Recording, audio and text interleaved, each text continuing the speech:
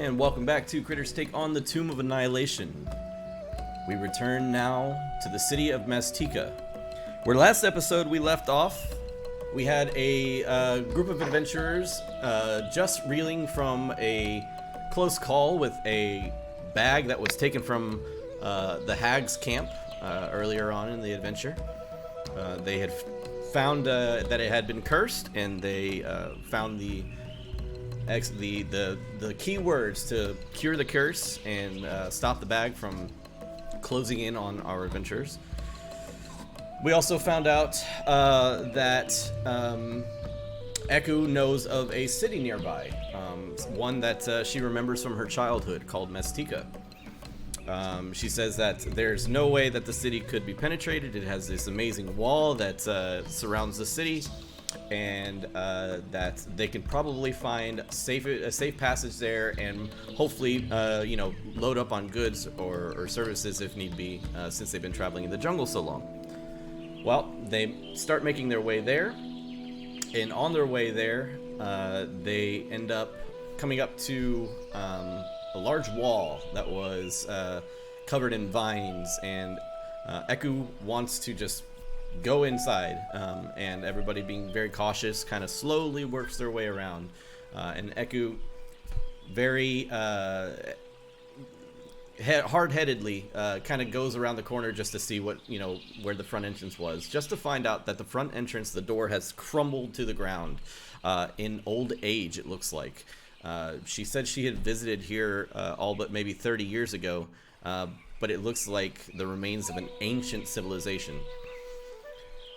The party meets up at the front entrance and can see that there are still some kind of fires or smoke that are exiting parts of the city through whatever means, kind of giving off the notion that this had recently been abandoned.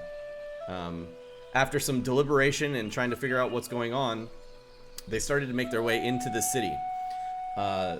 As they're making their way through the city, the sounds of the jungle kind of diminish. There really isn't much, but through the help of Aylin and Katie going to the top of the wall, they saw a large temple of some sort near the center of the city that they started heading towards. In doing so, Eku found a doll of some sort and had a vision saying that this temple, this large temple, it gives her memories that she doesn't remember having. And that there's some sort of importance. Making their way to the top of the temple after finding some odd, traps here and there of, bear traps, nothing too crazy.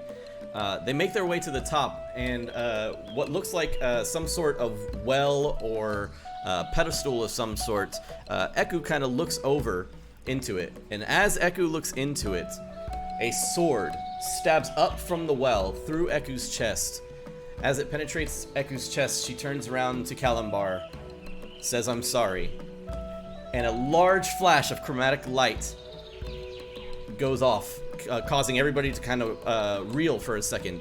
And as the flash comes back down, Eku is no longer there. Her clothes kind of drift off into the distance, and her cane, her staff that she'd been carrying around this whole time, clinks and crumples to the ground. Battle ensues as a group of Yuan-Ti all emerge from different parts of the jungle in order to come in and try and attack our group.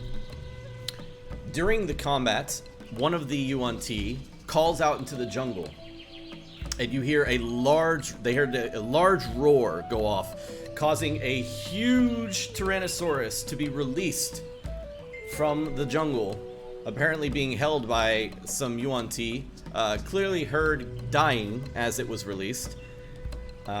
It comes bursting through the wall and attacks our adventurers. After some awesome turn undead, because it was an undead Tyrannosaurus, they finished off the Yuan-Ti and then focused all their fire onto the undead Tyrannosaurus as it ran off into the distance and started running at them. And through a series of attacks, as it came back in a slow attack to keep it from coming back as fast as it could, They were able to fell it before it even landed a single blow.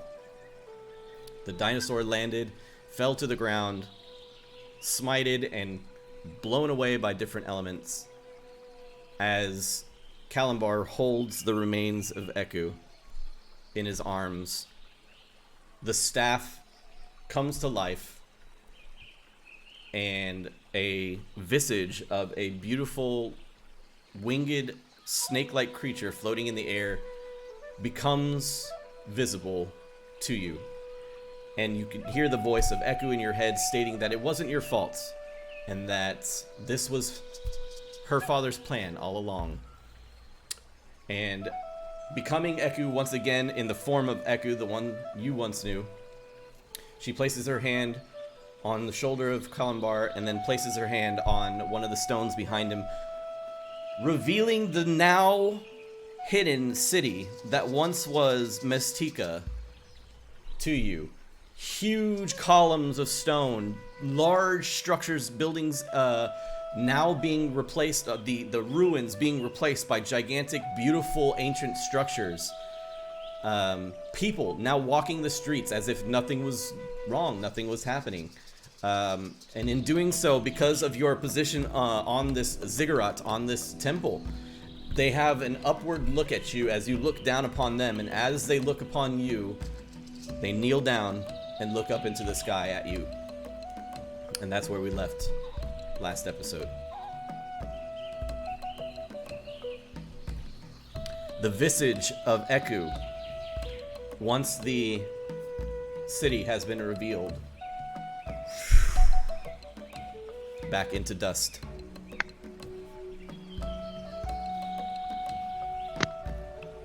Aelin walks up next to Kalimbar, puts her hand on his shoulder. From my knees, I will look up at you, like eyes red from the tears and like the moisture still on his face. Won't say anything, just stand there with my shoulder. I will try to smile at you and say, Avasto Aiden, eres nin, noitra I vir nin dinananglas. Which translates to, don't worry Aiden, I will be alright. My soul still sings. In Elvish, I'll say back, I know you'll be alright, my friend, but that doesn't mean I don't have to be here for you. Kalimbar starts, tears start welling up again. He just turns his face to the ground. Safi will walk up as well and put her hand on his other shoulder. And as you guys are consoling Kalimbar, as stated in the previous episode, which I left out, that approaching you upon this large pedestal, a very tall man and a very short woman approach you. The woman kind of hobbling over, and the man kind of just standing above him. The woman whispering into the man's ear, and then the man saying, "Welcome to Mestika."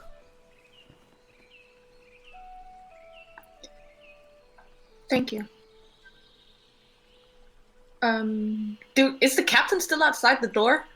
Is she now standing in a you hear her say, "What the shit?" Nice.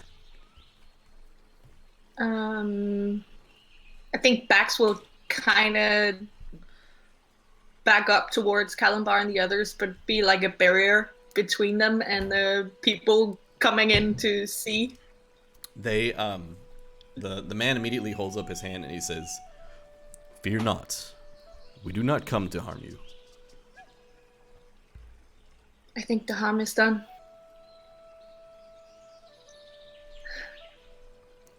I know not what you mean. This goddess, god that you pray to, we met her. She's been our friend, our guide, for a while now. Your visit has been foretold.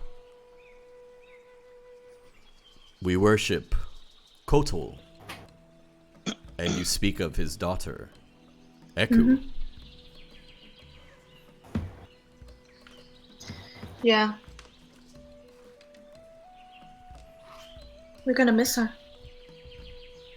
She She's returns once more to the sky to join her father in the holy light. And with her, she takes my heart. Kalimar will try to get to his feet. I'll help him up. Be on the other side as well. The cane that once like turned into that snake like or the form has reformed and landed on the ground next to you.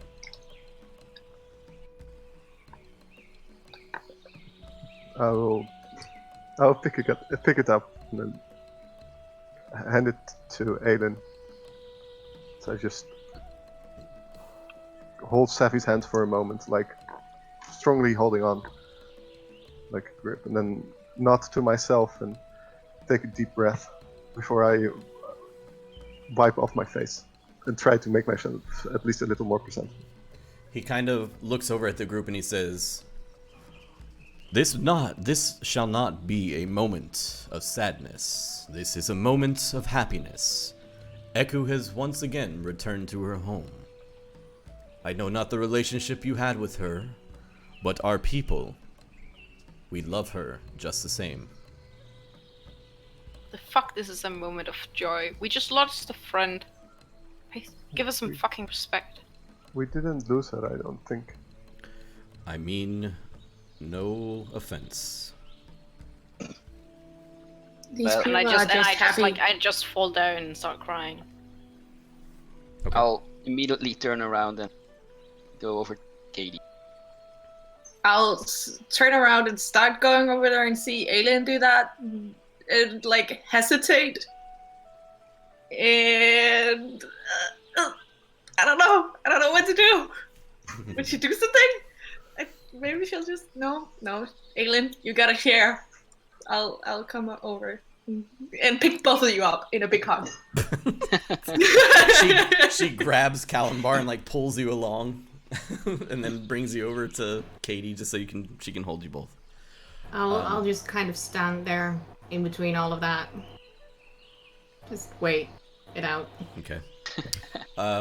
Coming up the stairs, kind of like walking backwards and like looking at everything, like scratching her head. She like pulls down her like big hat and she kind of looks over at you guys. What has happened? What is going on? I think we did a good thing. What happened to your city, sir? Our city is protected by our lord. When we came here, everything was deserted, destroyed, abandoned. As I said, your visit was prophesized. You and only you were meant to see this city as it is. So, is it like a disguise to the city, or is what happened? Through the words of through the words of Kotal, you were on a different plane of existence. We're on a different plane of existence.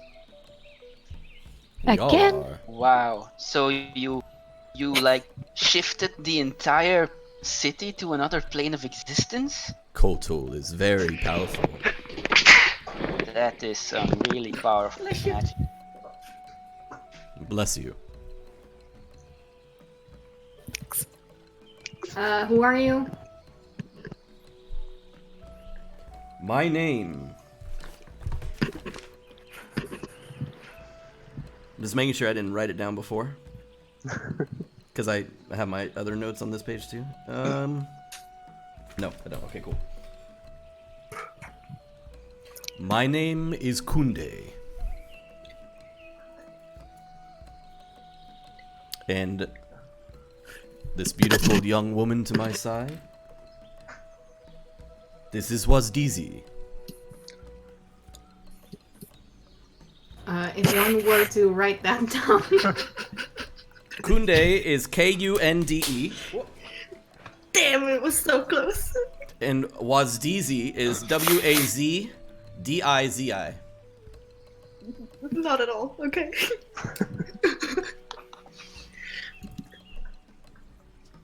And you are like the mayor of this city or the leader?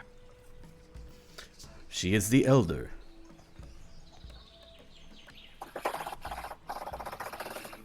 She speaks with our Lord. And she gives his blessings and words to us. And you are her husband or guardian or... I am her guardian. Will And you like I tell us the said, legend?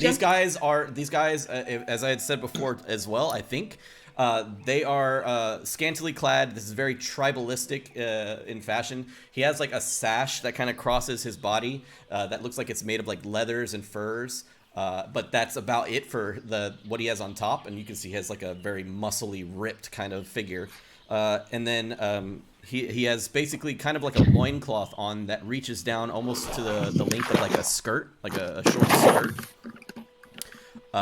And it is well... Miguel's just redecorating his home. It as well has like a white fur trimming kind of around it. But you do see like around it is like turquoise embroidering like everywhere. So it's like brown and turquoise and white is kind of like his outfit look. Hers is very similar, but it's more of like a full outfit.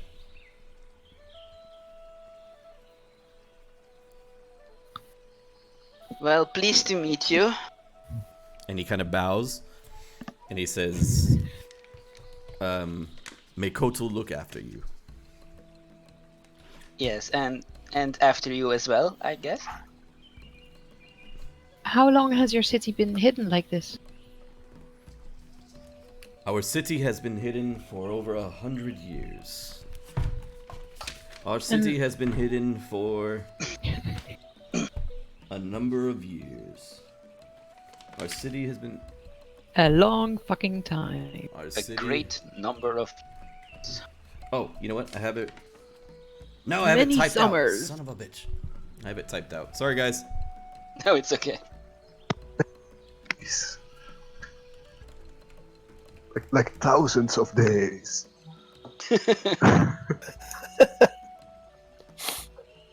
What's that in imperial measurement? It's like 350 bald eagles and a gun.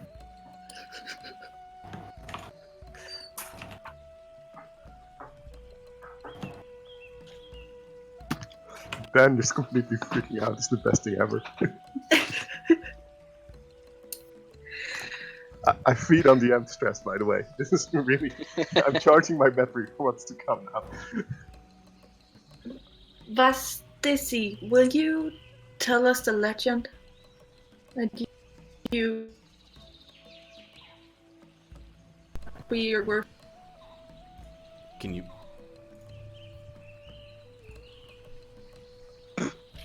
Can you hear me now? Yes, Yes. I can hear you. My city has been transported for 110 years.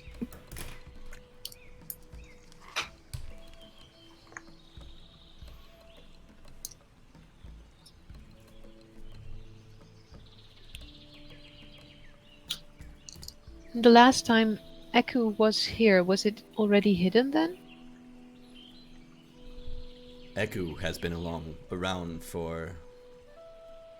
before we even knew of the gods. Wow. She was Kotal's first and only daughter. Why was there a need to hide? As you can tell, there was many things happening in Chultz before and around what was called the Spell Plague. The spell plague caused a person by the name of Ras Nasi to turn on our people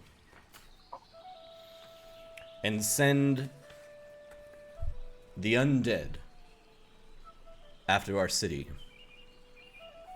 Kotal, seeing that this was about to happen, said that we shall be transported to this plane that we know until Wait. the lands of Cholt were cleansed once more. Was this Ras Nassim do this 110 years ago? And I look at Balisra. Yes, this might be very possible, yes. Since Ras Nasi knows of us, have we gotten you into danger? Or did Ras Nasi know that the city was hidden and simply had no means of getting to you? This city holds many powers that we are not aware of how powerful they may be. But one thing will be known, or shall be known, Kotal is all-powerful. Not much can be shown through magic that he cannot hide.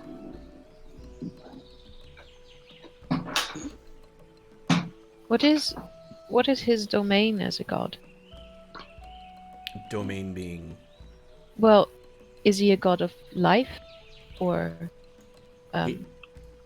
He is known as... I hate that this is on another page. It takes me out of it so bad. He is known as the Feather Dragon of Creation. He helped to create the world.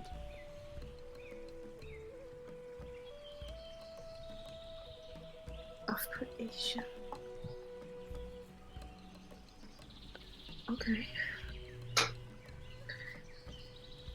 So I'm guessing the Feather Dragon of Creation does not like undead too much. He doesn't like his people dying for reasons beyond that of natural causes. No, I don't think a lot of the gods do. You'd be surprised. Probably. I can think of a few names. Yeah, well, I knew one god before meeting all of you people. So this is There been are a one pantheon long- to be Yeah. known. Very well. So now that we're here, is this, the city is, I suppose, is it returned to our plane, or are we No. in your plane now? You have been shown your way to our plane. Aha. As I said, your visit has been prophesized. And as he By says this, you hear off in the distance, like in the street, dum, dum, dum, dum, dum, dum, dum. And then you also hear like on different types of instruments. And you look down into the streets, and there are different, it looks like what looks like a marching parade of some sort, with native dancers dancing in circles with these beautiful long blue, green, yellow feathers hanging off their sides as they dance in front of the things, waving around large sticks with different types of like drums, instruments that they're carrying, small hand drums. And they begin to march down the street, and you see kids joining in on it, and then everybody kind of just seems to be enthralled with it and kind of clapping and stuff like that. Is this all for us? It is in honor of our god's choice. You are part of this celebration. Yes. So, if our arrival was prophesied, are we on the murals? It was foretold. And he kind of like does his like hand motion over towards some of the murals that are on the structures around you and stuff like that. And hilariously enough, you do see a mural on the side of the wall, and it depicts a large dragon, or a large snake-like dragon creature with beautiful colored wings, and under the wings of this beautiful creature with these colorful wings, you see a group of about 7 adventurers standing underneath them, all oddly and kind of like funnily enough in a Aztec-like fashion, showing caricatures of yourselves. And funny enough, even in the corner behind where you guys are all standing heroically, you see a very confused-looking woman with a large hat. Seeing this, Kalamar can't help this to show a genuine smile and say, "The gods are wise indeed." Is there like a mini characterized Larry? Of course there on is. The... Oh yeah. and you see him, and instead of him being like super small, he's actually quite large next to you, and he looks like he has like his wizard hat and everything like that, and he has like a tongue that goes straight out, then straight up, then back over, and then down, and then like this, and it kind of just like does like a circle, but in a square like fashion. Oh, nice. I'll pop up. Like in that like on my hands Aztec. and show Yeah, it and to like him. that, Style. exactly. Yeah. And then even then, you see like 2 or 3 like worshippers kind of like bowing towards him. Oh, Larry, you're a god here. His eyes just get really big. Which format? Yeah, Behold, he got your his eyes that are normally kind of just like wandering around. They like for a Yeah. second they look at it, and then like they start going like all crazy again. I just go, behold your worshippers, Larry, and I show him to the crowd.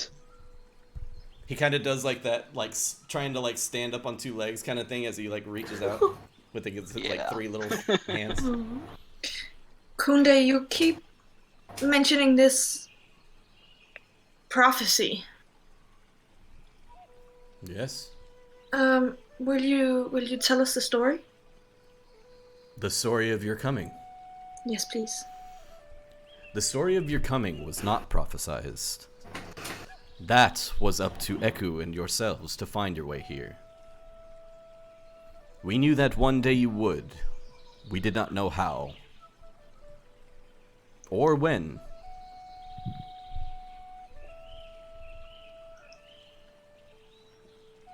Sorry, chat. We need to stop posting gifs when it's So Okay. the prophecy just told that we would come here and then what? I don't. You were to help in stopping the undead from roaming the lands of Chult and to cleanse the land of evil. But we haven't done that, and yet Echo is gone. So, As is foretold. As is foretold. Eku has once again joined the likes of her father in the Land of Light. Yeah. yeah, this is pretty crazy. Yeah. You okay, CC? You almost got bit by the dino. I nearly had my face chewed off, but hey, feeling great. Best not. I like your face. Thanks. You look weird with that one. So, as we stand Yes, here, you forgive can us. see the city below is in celebration. Feel free to join, for you are welcomed here for as long as you need. But know, the longer you stay here, the longer the world outside suffers. Yes, Wait a second. we The world realize. outside is our dinos outside of the city still, so they're not on this plane. What dinosaurs? Oh, Saying it like I it's take that as a yes. Where's Captain? All my plans. Captain just kind of climbs out of your backpack and like has his head like sticking out of his head. He's with you. from we what could you sell know. that one. What difference are there in this plane than in ours? It is almost That's an your exact knowledge. copy. He changed not much in order to not send us into a shock. What about the timeline? Time lapse? We've been here just as long as I said we've been waiting. But I does life mean, go on? do you know if time here flows differently?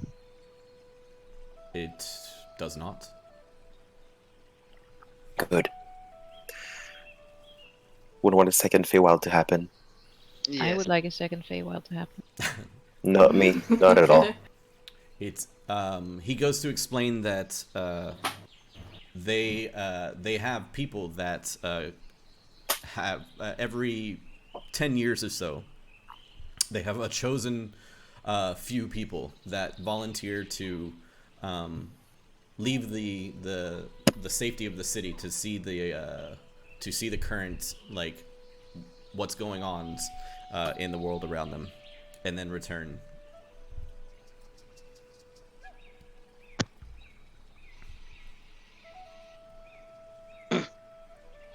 You must forgive our party. We have some difficult couple of days. I don't know if the festivities are something we are going to do. I don't know. Maybe some of us, but I think for most of us we would require some rest or some moments to come to our senses again. Well, I'm Could we sure maybe anybody have here would be happy space? to house you for the night if you'd like. Is there And like that'd be a great. tavern or Safe would be something? nice. What is this tavern you speak of? Or a house where you can rent rooms to sleep in? Every person here in the city is hospitable enough to where you can room with anyone you would choose. Aha.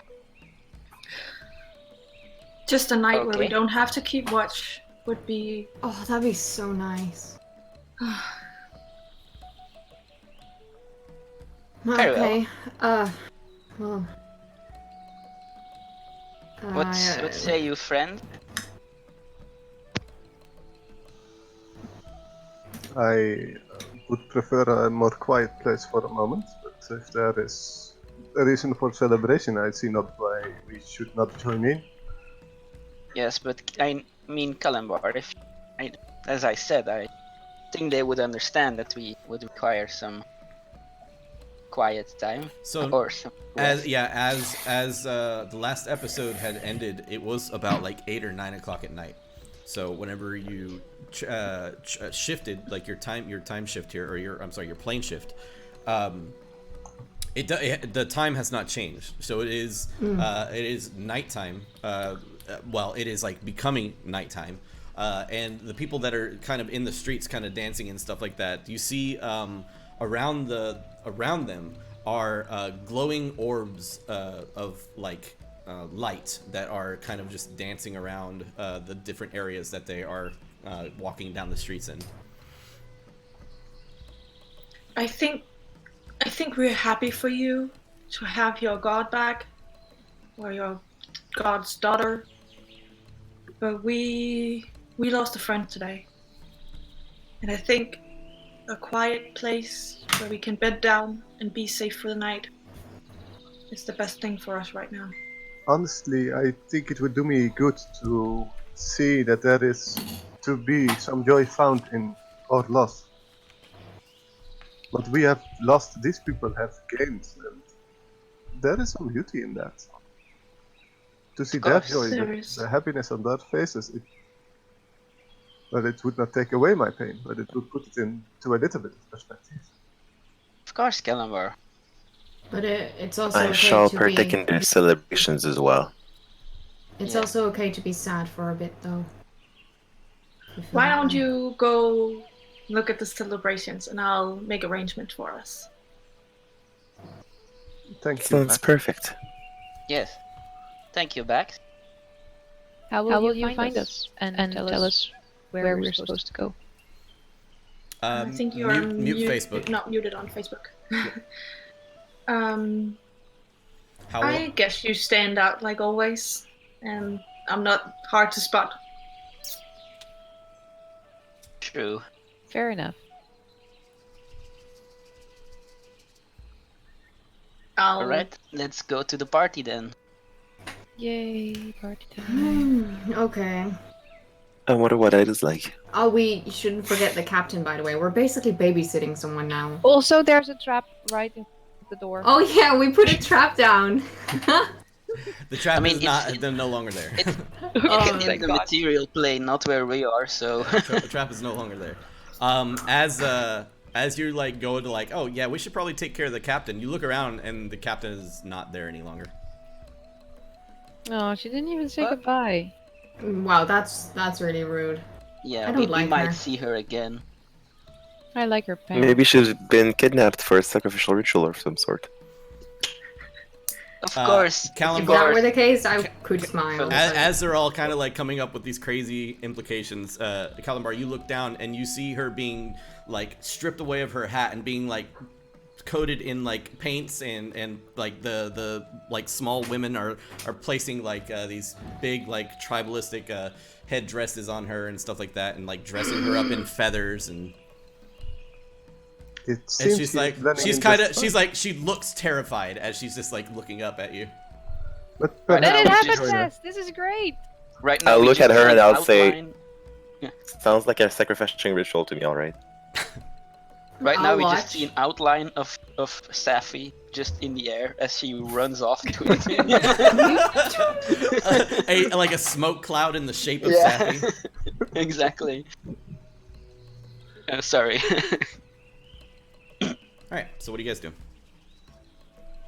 I- The old woman will tug at I'm sorry, Wasdizi will tug at Kunde's like robe. Kunde will bend down again. He'll come back up. Kunde will go. And this whole time, like Kunde has like his arms just like crossed in front of him, like showing you like the guns. And Kunde will be like, he'll look at you and he'll say, "A man named Dengu. Look for Dengu. He shall give you housing for the night."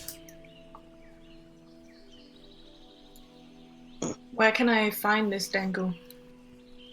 Dengu will be located near the... Let's see. Dengu will be located near the gaming coliseum. Up to the north. And you look over to the north and it's like a large, like, building that is ovular in shape. Yeah. And he kind of points off into the distance and then like returns his arm. Okay, I'll go see if I can find this Dango and make arrangements, and then you can go watch the celebrations, and I'll come find you. Excellent. Come, Is Katie- Kamba. You will need Is to see Katie still this. sad? What? What? Is Katie still sad after the hug with with Bax? She's very quiet.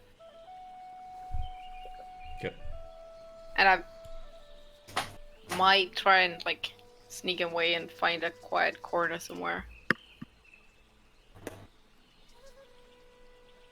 Or like just like what's it called when you're like fall behind and then Yeah.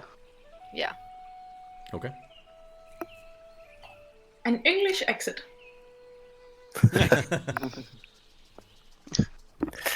So as I pass next to Kalimbar, I'll grab his hand and pull him. Say, come on now. You wouldn't will want to hold miss on. this. I will hold on to your hand and just one moment, Felicita. Could you just look me in the eyes for a moment?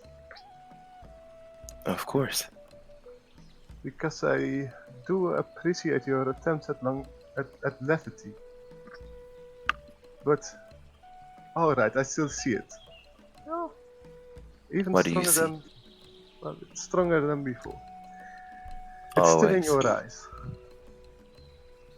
Keep What is it? practicing it. You know what I am talking about, don't you? I am not so sure. There was Is it there is evil always- now? evil. Well, that is somewhere in there too. The coldness, the harshness, the compassion. It hasn't gone away quite yet, so see if Tonight, perhaps you can practice it a little alongside me. Maybe. Let's see what this compassion is about. Those festivities you talk about as well. Maybe that will be the party speaking. We'll see. I am curious what they will say. The party or you. Aren't we all? Where would you like to go? Well, So as you can see on the map, guys, if you reference the map now, in front of you, you guys are atop this large pedestal here. The pedestal that was once just like you had to kind of go around to get up to it and everything like that. The pedestal is now there's a staircase that leads down from the pedestal all the way down into the base floor and past it a little bit to get to the ground. And all around you is covered in the large square-like ceilings of the exterior of the temple. As you guys are standing now high atop it. Down below you, in the center of this town, the city square, you see a large, like 25-foot tall, statuesque, beautiful dragon, winged dragon, or I'm sorry, winged snake statue in the center of the town, and the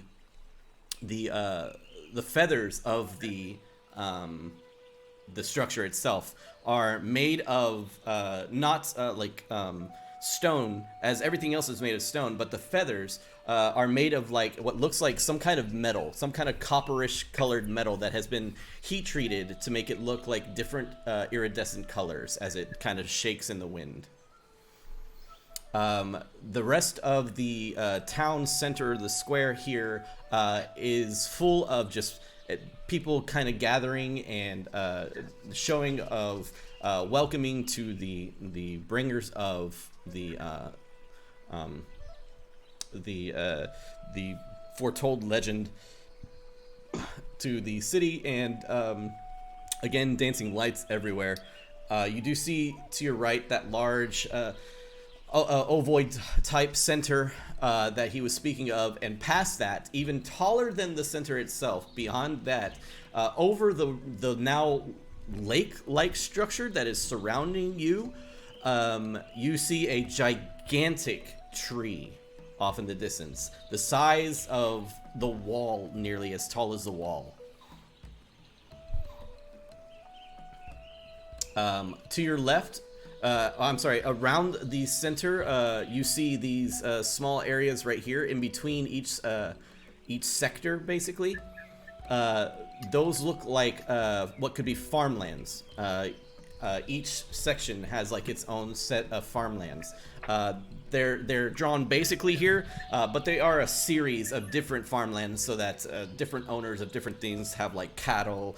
They have different dinosaurs. They have different. Some are growing fruits, some are growing vegetables, kind of thing. It is a variety of plants and animals.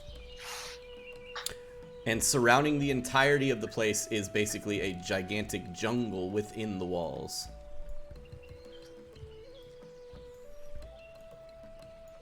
So, what would you like to do?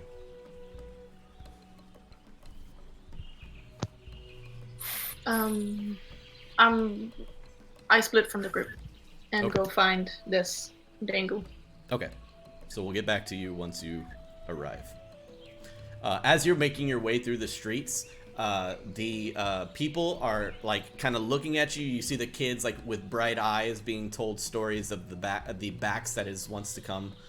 And you see that they are like tossing what looks like ground up dried food of some sort and tossing it on you, causing it to like spatter across you, and a bit of like bright coloration kind of like lands on top of you when it hits. And they kind of just like toss it upon you as you're kind of walking down the street, not in like gigantic like clouds or anything like that, but like the kids are like, you know, throwing some and it like lands on your shin kind of thing. Right. I don't really know what to do with that, but sure. Maybe throw some back.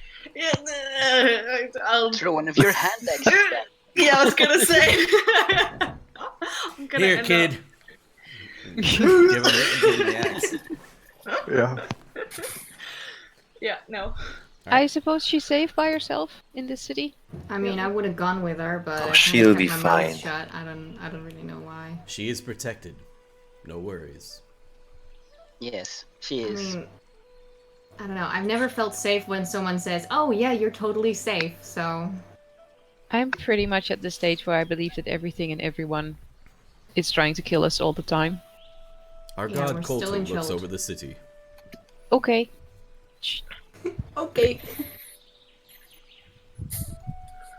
We're fine. Let's go check out the festivities. Yeah, let's just go to the square. The giant statue sound looks cool. So, what kind of games do you play, I wonder, in your festivities? Many of the games that you are alluding to, I assume, can be told as dancing, singing, and the one sport we do have is that of ball upon foot. What would that be about? It is a simple game of ladies and gentlemen alike, where one set of members against another tries to put a leather ball inside of a large circular ring high atop the walls of the Colosseum, scoring points to each individual team. So they kick the ball? Yeah, what does the foot have to do with it? They are not allowed to use their hands. Ah, It sounds something like Sephi would do. Is there like a goalie? Why don't you give it a that try? is allowed Everything to sounds use like its something hand? I would do. There is no goalie of sorts. Everybody is trying to take the ball. I don't know what a goalie is, anyways. Katie. Did anyone It was more like I once, like, I would fall behind Okay. and then try and find. Yep.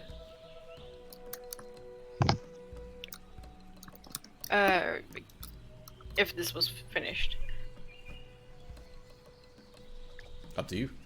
Yeah, sure. I went like there. It's water around the city, right? Yeah, so you could see, much like Amsterdam, you have a gigantic thing just running through the entire city. Oh yeah, I know exactly how Amsterdam looks. No, yeah, I know. It's like everywhere you walk, you either hit a bicycle or fall into the water. So it's Cool. It's So about like the same here. Copenhagen. Yeah. I'll wanna try and see like if I can like find a quiet place under one of the bridges and like by the water or something, and then I wanna talk to Captain once Okay. I get there. Yeah. I mean, you can go wherever you want in the city. So you just tell me which bridge you'd like to go to, and you can go there. I'll go here. Okay. All right.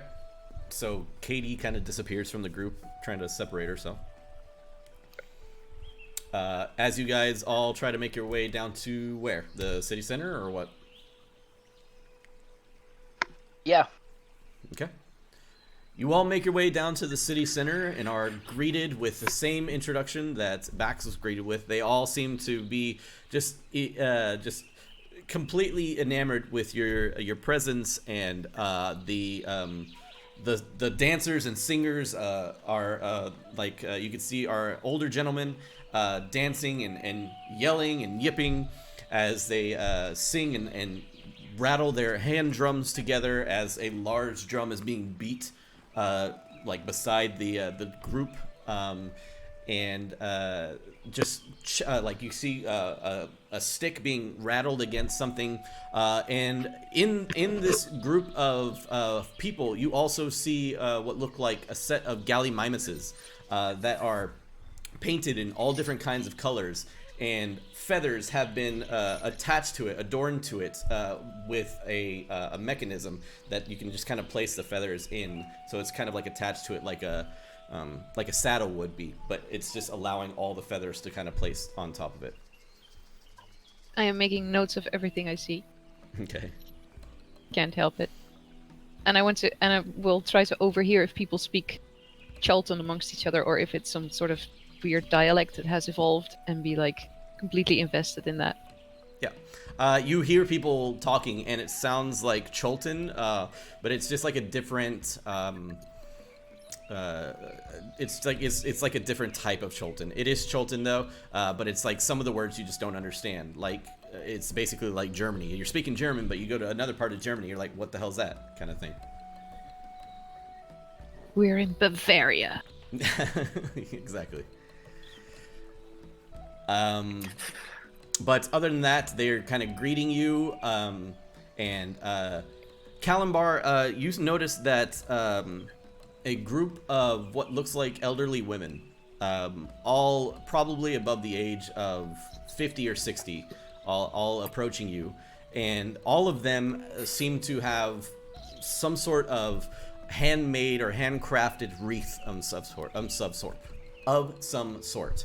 It's either a wreath that they're holding or a large set of colorful jungle flowers. And they all come up to you, and they give you a look of knowing kind of what just happened, and they kind of bow and just hold them out towards you. Take some, and whoever is close to me, I will share them around with my friends. Yep. You do, and as you do, you kind of look down, and there's a little girl kind of just standing next to you, and she's just like looking up with like the biggest eyes, like kind of just amazed to see you, and it's like has her mouth like wide open. I'll make a courteous bow for her and try to smile. She kind of comes out of like her trance, and she kind of looks over and like smiles and like looks behind her, and she like points as, and you can Safi, you can hear her and Cholton say, "Mom, mom, mom!" And she is like looking over at a woman, and the woman is like clapping, and the little girl kind of runs over towards her. As the little girl was looking up, mouth wide open at Kalimbar, I will lean into Cece and ask, "Is that what they do when they want to be fed?" Possibly, yeah. Okay. Just only by their own mothers, though. Just don't go shoving down food. Just we're. I wouldn't care for a child. What do you take me for? I know. I just wanted to let you know. Better to know than So you used to do this all the time? what? Feed children? No, look up to your mother with mouth wide open. Oh no. I don't talk to my mom like that. No. I could picture it actually, Cecilia. Yeah. Keep picturing something else. I am sorry. That's all right. I'm sorry. I'm a bit uncomfortable in this situation. It's not I'll often explain that you mammals see, to you, Val. It's okay. Oops. That it's was not my often you see emotions. your depiction on an ancient wall.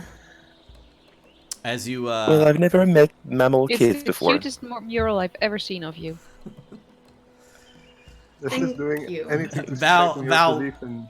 Val, when you looked at the image that was of you on the wall, it was basically like your human body, you know, your female-like body, but then it had like a snake head. Oh shit. Oh, nice. Like a naga-ish? Yeah. Cool. That's nice. So my secret is not so secret here. Oh yeah, which form was I in on the mural?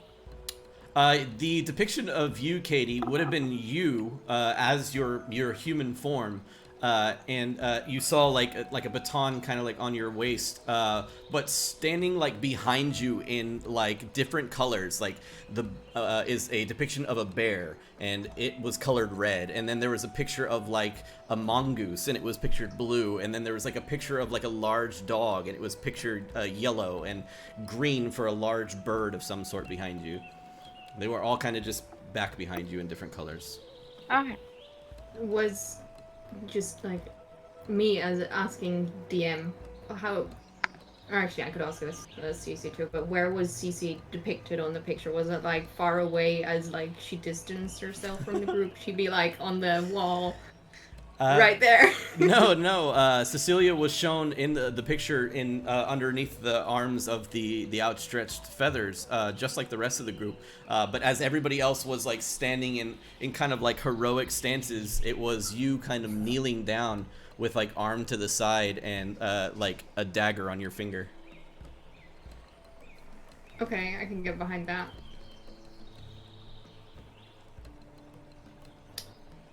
Has it done anything to convince you that the deities know a little more than us mortals? That there is a greater power beyond what we see? Honestly, all of this is freaky. In a good way? Ask me that later. I don't know. Depends on the food they have here. And the drinks, I think? Yeah. And how well they look after their stuff. Mm-hmm. I didn't say that. You didn't hear that. That's terrible. I was getting proud of you. So, I've been on a mural for 20 minutes and it's already getting to my head, guys. You need to save me from myself. With great power comes great possibilities. So Was there a tiny Virgil skull on her mural too? A tiny Virgil? no, there was no Virgil skull. Dang it! That would have been so cool.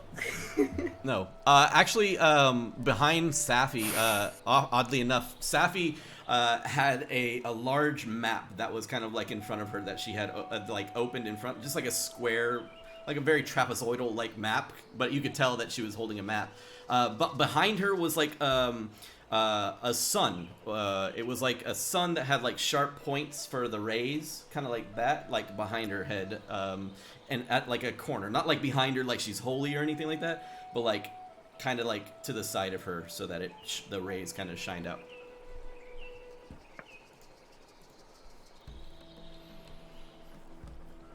So, It's what's there to drink definitely the- around this place? Yes, what is your signature drink? Are you just talking to like the guy next to you, or would you have had Kunde follow you? No, I Some will, random, yeah. some random dude. I Some will just random, ask him in Chilton. some random guy. All right. Hello, we are tourists. Yes. So as you ask him, he smiles like the biggest smile, like kind of eerily, like this just creepy, crazy smile, and he just like, and he grabs you and pulls you into the area that the tribalistic dance is going on I just in the yell out, center. "Oh no, it's a fan!"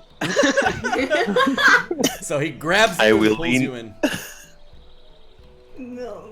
Hey. Who is in this chain of people being pulled as Aelin gets pulled? Are you grabbing anybody? Oh yeah. Yeah, I'll just hold out my hand. All right. So is it just like a long chain of all of you guys being pulled in? We're now in a conga line. Oh, I'll go like, yeah. All right, so Cecilia and Ballista kind of go what? Like kind of back up as all you guys get pulled off. Signature drink! As I get pulled away. Yeah. So with Safi, Aelin, and Kalimbar, you get pulled into this dance, and you guys are shown the moves that the guys are doing in the center of the square. As the music is going on, you feel the tempo enter your body, and you want to dance.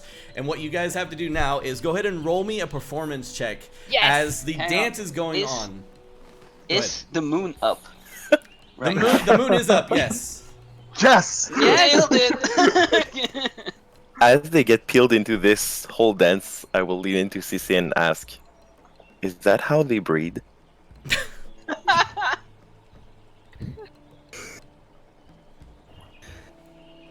Cecilia just dies right there. I can just imagine because of the silence. I can just imagine Cece going. Fuck! Because No, you know that is not how snakes they- breed in like a Smallest huge sound ball of party a thing. resistor burning out. So maybe that was Right. similar. Oh, really? First- That's disturbing. No, we don't do it like that. No, it's more like one-on-one type of deal. It's more of the So how do you horizontal make babies? Momo, not the vertical. You hold hands. I'm just kidding. I know how you make babies. It's really disgusting, really. Yeah, It's it really is. disgusting, actually. Yeah. First Alright, roll of so- the gemstone die. Gemstone die. I rolled a Let's see it. Aelin Gemstone. Somehow. Alright, that's a 9 A 9. For- Okay. Oh. for performance. Oof. Well, Safi. better than my 7. 7, 9, and Safi is into it with a 19. Kalimbar's not. Kalimbar, the mix of emotions that is going through your body right now, it just does not flow. The excitement and joyous celebration that is going on, you want to show that you are excited that they are excited, but you're finding it hard to join in with them. You're giving a half-ass attempt to kind of just like, yeah, okay, I got you. Aelin, you're just having trouble following the steps. You're like, what the? Okay, hold on. Yeah, and I get distracted because now I notice Katie isn't there anymore. Okay, there you go. Yeah. And Safi, you're just fucking digging it, man. Like you grab a feather from somebody that's like standing off to the side, and he's like, hey.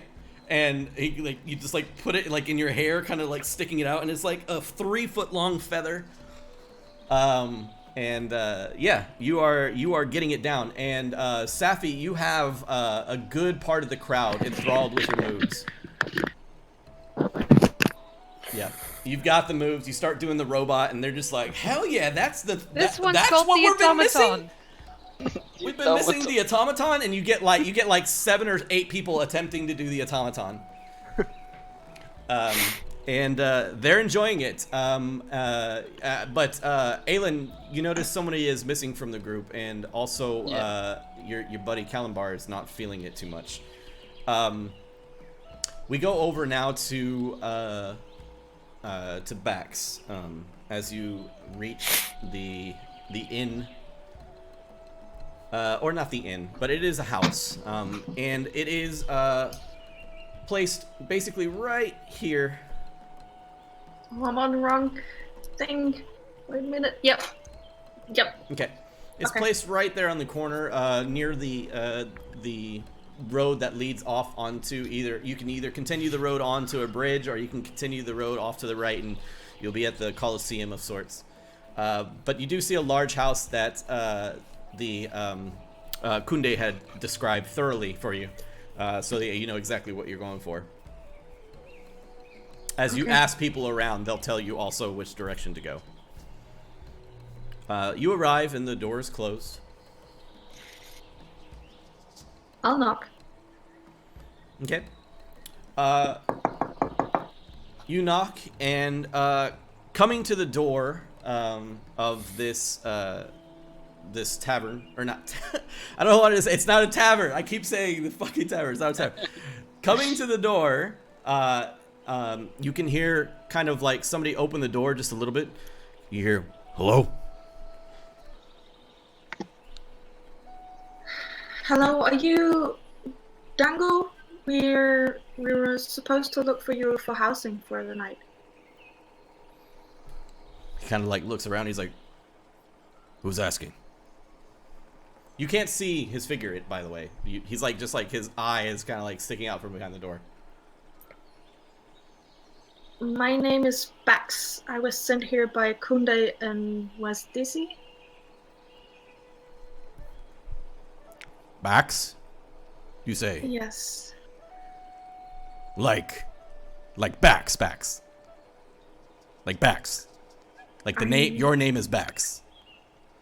My name is Bax. I come here with Aiden and Kalimbar and Safi, and Katie and Cecilia and Walistra. The door kind And the of captain. closes for a second, and you hear like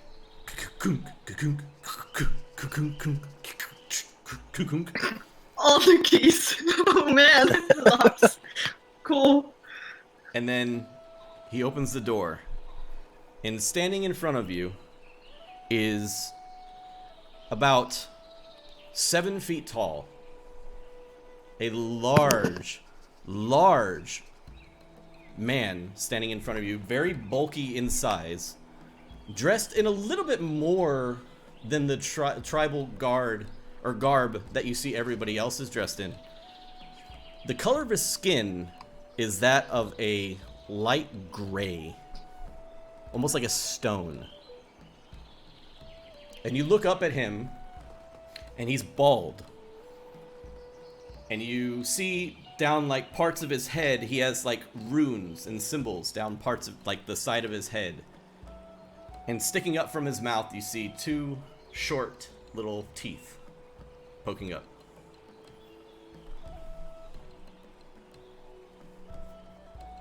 You said backs, right? Yes. Oh my gosh. Oh man. Please come in. Okay. I'll go with him. You're Dango, right? Yes. Well, I'm Dengu. Your backs, I'm right? in the right place then. Like the backs. I am. I didn't think this day would ever come. I don't know about the Bax, but my name is Bax. I mean, there's not very many people named Bax out there. I've never met one. This is Mestika. You don't get many Baxes, is all I'm saying. Please, have a seat. Thank you. Do you have spaces for 1, 2, 3, 4, 5, 6, 7, 8 people to sleep here? Yes. Yes, I do. Okay. Would you mind having us stay? No, of course not. You can stay here as long as you want. And he like goes and like runs into the other room, and you hear like pots and pails like banging and falling around, and you hear him like trip over something. And you hear, oh shit! And he kind of like all these pots and pails kind of falling. Mr. Dango. Oh yeah. And he kind of like pokes his head around. Yeah. We don't wanna bother you. Is there just a place I can drop my stuff and go get the others and then have a rest? No, please do whatever you like. Of course. I was just. Are you hungry? I can get you some food. I have food. I could eat, but Yeah. Max is very flustered. Eat. Oh, yeah. Okay. Yeah, I got food. Hold on. And he goes off and he like runs off back into the kitchen. The others might. Okay. All you hear again is just more pots and pans and clanging and stuff like that. Well, I guess I'll put all my stuff down here. It's really awkward to be like, I don't know what to do. Yeah. Should I go get the others? You look around, and around you, you see what looks like a lot of beautiful Cholton-like tapestries. Excuse me, tapestries and stuff like that hung around the room. And you see what looks like a crude painting, but a painting nonetheless of a large family of different people, one of which does look oddly similar, a little bit similar to Dengu, and it looks like Dengu is kind of over top. He's standing next to a woman and has people standing underneath him or around him. It looks like a family photo of some sort, as his many children are gathered around him. Is this your family, Mr. Dango? The pots and pans kind of stop completely for a moment. Yes. Yeah, that's my family. So, what do you want to eat? We have Gallimimus meat. We have. Are you? You're not a vegetarian, are you? Are you a vegetarian? We have other things No. that I could. Okay, good. They're not here, are they?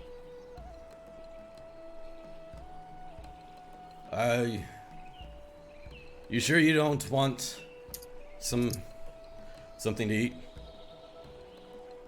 I'm sorry. Just a quick bite. I'm gonna go out and find the others and see where we are, and then I'm. Yeah, of course. And But I'll take a nap or a bite. okay, so before we get into that, we swap over to Katie. As you get there, you are wiping like colored dust from your face and like kind of swiping it off of your clothes.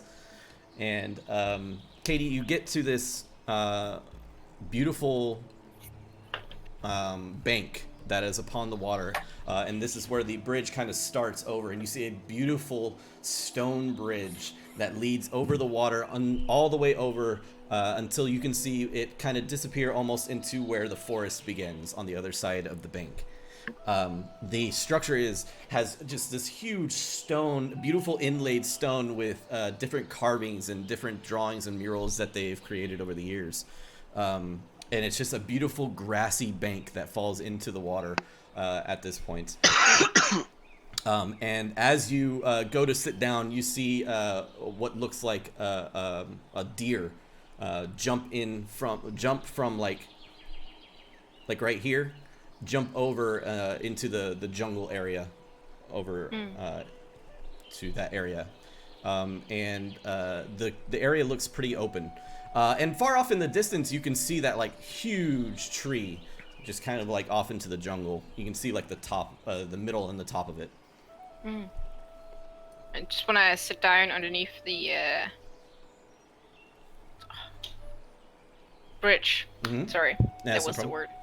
Yeah, and like so that like all those random people who keep staring at us can't really see me or stare at me. I mean, as you made your way out of the city-like area, they notice, you kind of just walking off, and really there's two kids looking over the fence of the farm right there, like on the edge of the farm fence, and like looking over at you as you kind of like cross up underneath the bridge. But other than that, nobody follows you or anything. Alright, yeah, I don't know. I don't mind them like being off in the distance. I just want to like be alone for a little while. Yeah. And then I'm assuming Captain is still with me. 100, 200 feet. Yeah, he was with you. Yeah. Yeah. As you're crossing the streets and stuff like that, he's just hanging out the back of your backpack, just getting pelted with like colors and stuff. Alright, I will have put my hood up a little bit so that I don't get too much on me. And once I'm down there, I'll cast Speak with Animals. Okay. And just wanna talk. Captain? He kind of jumps out of your bag, and you see him now, and half of his body is just like his regular color, and then like half of his body is covered in like blues and greens and yellows, and he shakes out, and like all his hair kind of just causes it to like cloud up for a second. Dreadful. You look beautiful. Well, I've never felt this colorful. It suits you. Does it now? Yeah. So, where are we exactly? Not sure. Mystica? But in a different plane. Kind of like when we were with the giant turtle. Ever since I've met you, I've gone on more adventures than I could ever dream. Yeah. Yeah. I hope you, like, tell me if you'd rather stop. Like, if it gets too dangerous. I go where you go, Katie. But you don't have to. You're free. Katie, you are my only friend. Why would I leave? Because it might get you killed? I'd rather die here than die alone.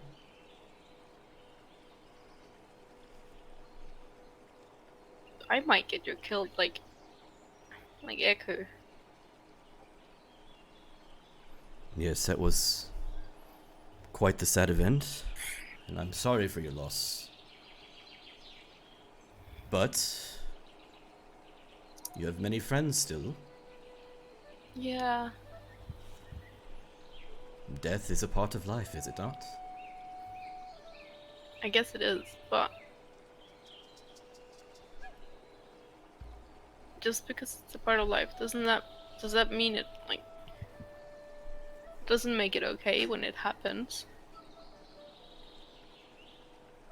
We fear what we do not know. But she returns to the big giant banana in the sky, and I think she'd be happy there. Yeah. And you should be happy knowing that she's happy. Why does everybody keep telling me I need to be happy? Well, you don't need to feel happy immediately, of course. But just know that this too shall pass. Yeah. And he kind of nuzzles up next to you and kind of sits next to you with his like legs out, much like a cat kind of sitting on its butt and like hunched over. And he kind of looks over at you and he places his big old like monkey hand on your knee. And he says, Katie, I never really thanked you for doing what you did for me. And I just want you to know that without you, I would be dead by now, probably. So even though Eku is dead, or past, know that you saved me. And let that help you a little. Thank you. After like a minute of silence, I'll like Also, do you have any quietly food? ask him. Yeah, I have some here, I think, and I'll give him a berry. And like after that, I'll just after a little bit of silence, I'll ask him. Was it my fault?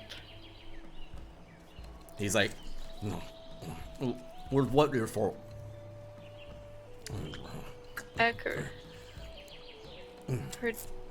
Her dying. That. What? That's The preposterous. oracle- Of course not. The oracle told me I would be the reason one of my friends died.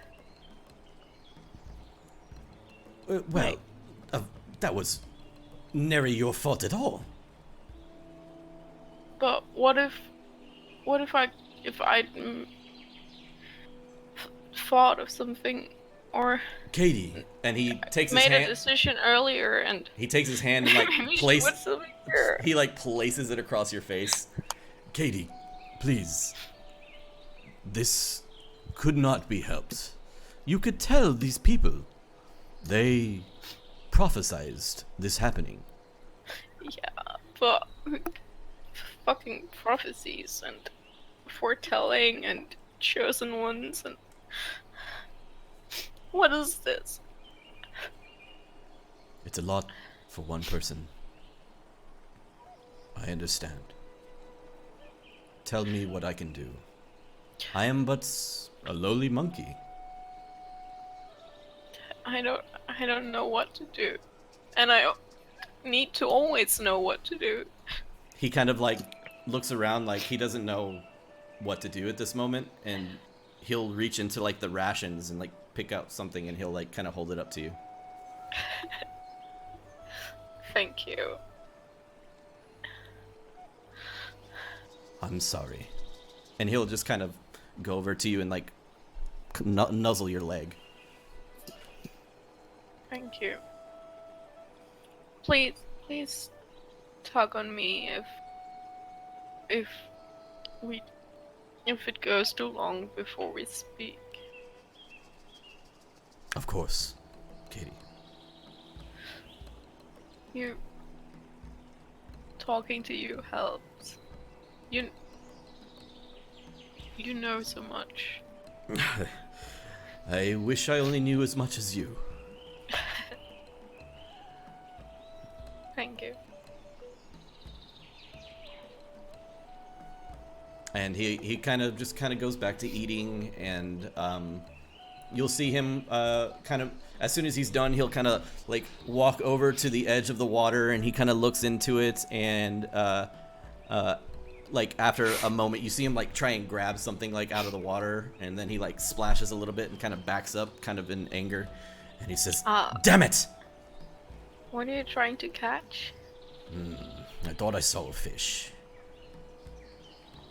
Why do you want to catch a fish? I'm still hungry.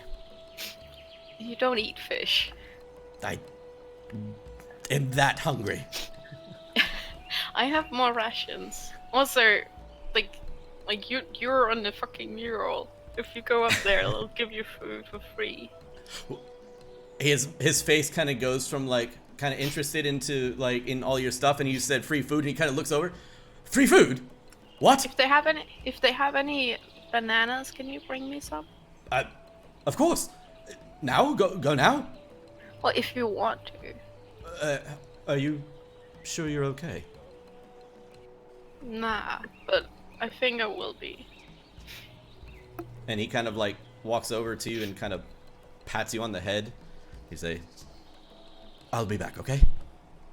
Okay. And he kind of, and then out towards the farmlands. All right, picking up back at the city center. We are going to take a break, actually, after that. So, Okay. All right. Oh, I love that. moving on to the break. Oh, that's nice. Everybody, You okay? Yeah, that was fucking the monkey. hands off to fuck. Like, seriously, that was incredible, Reggie. Way to go. That was great roleplay. Yeah. Yeah, that was awesome. That was good. amazing. Oh shit. Thank That you. that was so real. My heart was Well, yeah, pounding. My The heart- Oracle told you that one of your friends was killed because of you? Oh my fucking god, that. Well, I can tell you Bitch. what she actually. That is what Katie. She interpreted. Heard. heard. What she Yeah. actually was told is you will have to put your unsureness to the side and make a split decision that will result in the savior or death of one of your allies, which is Cool. Reggie, what Katie heard is what you're gonna kill one of your friends. Reggie, do you know how hard it is for me to like play something completely different than I'm actually feeling while you're sitting there crying? I want to cry, but like I also want him to be like helpful. Like my heart was like, So good. my heart was hurting as I'm trying to roleplay. That was tough. Oh yeah. Oh well. Yeah, I felt that too. Are you okay? Yeah, I'm fine. I'm great. That was Okay. awesome. So much fun this game, right? Yeah, Yeah, it is. I love when this happens, and I did not mean that sarcastically. No, I totally get that. Yeah, it's so nice. I'm gonna get. Nice to safely wallow in your emotions. Yeah. Yeah, it's always good to cry a little bit. I need cake and alcohol after this. Oh yeah, I have caffeine. Nice. I drank the last of my iced coffee. I'm Mm. sad. Wait, I'll oh be wait, right back. I have pistachios on. Ooh, that's nice. Oh, yeah, maybe I should actually go and put some water in my face. I'll be right back. All right.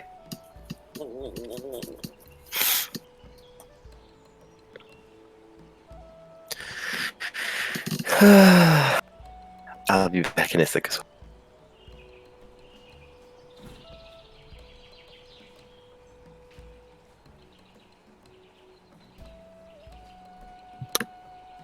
I need some wine after that.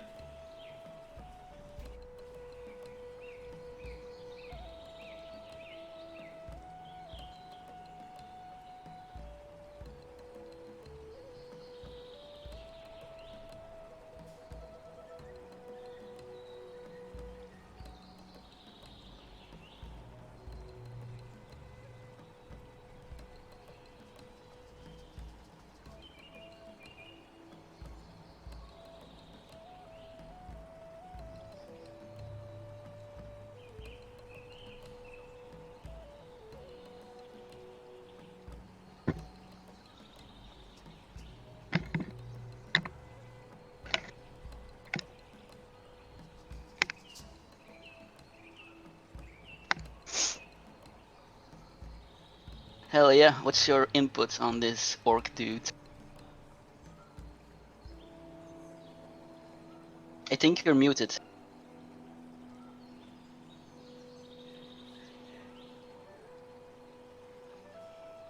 Yeah, you're muted, Ia. I'll unmute myself. Yeah. Yeah. I'm exactly. intrigued by the runes. I don't know.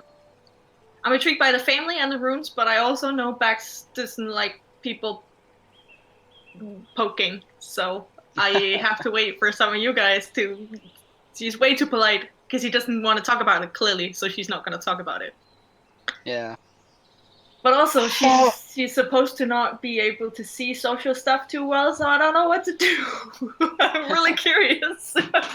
I mean, it's another orc. Have you ever seen another orc before? Nope. So yeah. I would think that Bax like has so many questions or something. I don't know. Oh, she does.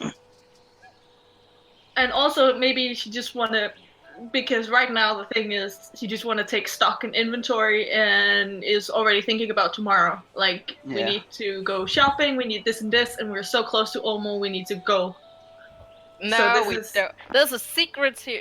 Did you guys notice that the weird dude that I kind of yelled at for no particular reason mentioned that there was a lot of powerful secrets in this city? Yep. Did anybody Yeah. catch that? Yeah, it did, but yeah. That We don't have time for side quest, people. Oh we well, need to- no, come on, I'm we not do talking about have time, time. But you know what? We can you know make what would time. suck? It's going to Omu underpowered.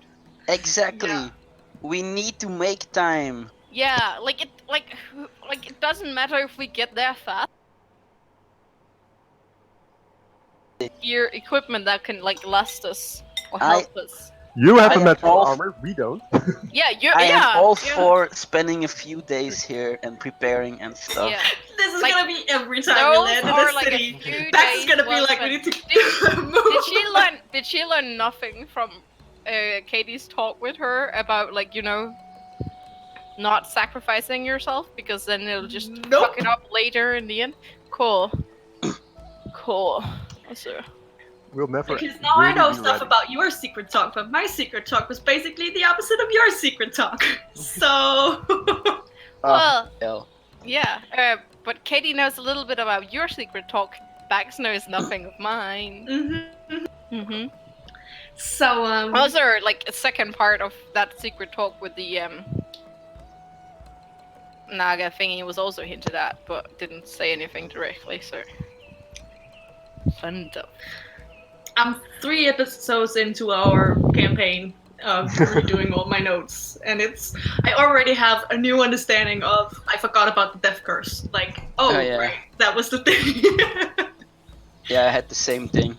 Wait, I'm re-listened just to all gonna the episodes. Get a God, I'll try. thingy magic. One sec. Oh, Oh, wait, where is? Okay, I have. I need some wine You after good, that. Dan? You I need good? some. I need some wine after that, man.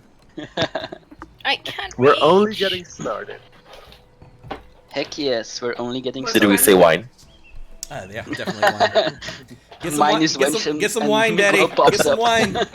Oh yes, It's I need some wine. time. It's wine. Have time. any, but won't. Oh, Oh, maybe no. I have a drink. You want a drink, Miguel? Oh yeah, I need a drink. Oh, I Email have you some drank wine. way too much this Friday. Please do. I been not drinking again for a while. Is that a Hogwarts shirt on? Yeah, Nice. thank you. Oh nice. So what house are you guys? Hufflepuff. Like my screen name might, give it away, but Gryffindor. If you get in crossovers, I'm a Slitherclaw. A Otherwise, I'm a Slitherclaw. Ravenclaw. Yeah, I'm Raven. Uh, Raven. I'm Gryffindor, man. Oh shit. I am a Yay. Gryffindor High five, too. Dan. Am I the only Slytherin here? Red said she Okay. was kind of Slytherin a little bit. Half Slytherin, half Ravenclaw. Yeah. Yeah, that sounds like you. Are we showing off houses? Thanks. What's going on? Oh yeah, welcome Yeah. back. So what house are you? Ravenclaw. Haha, yes. am I the Miguel, do only you We have one? a bit of Banana everything, so Sunrise that's or good. Tom Collins? Did I think anybody we else? only think I Was think we any- only have one Hufflepuff.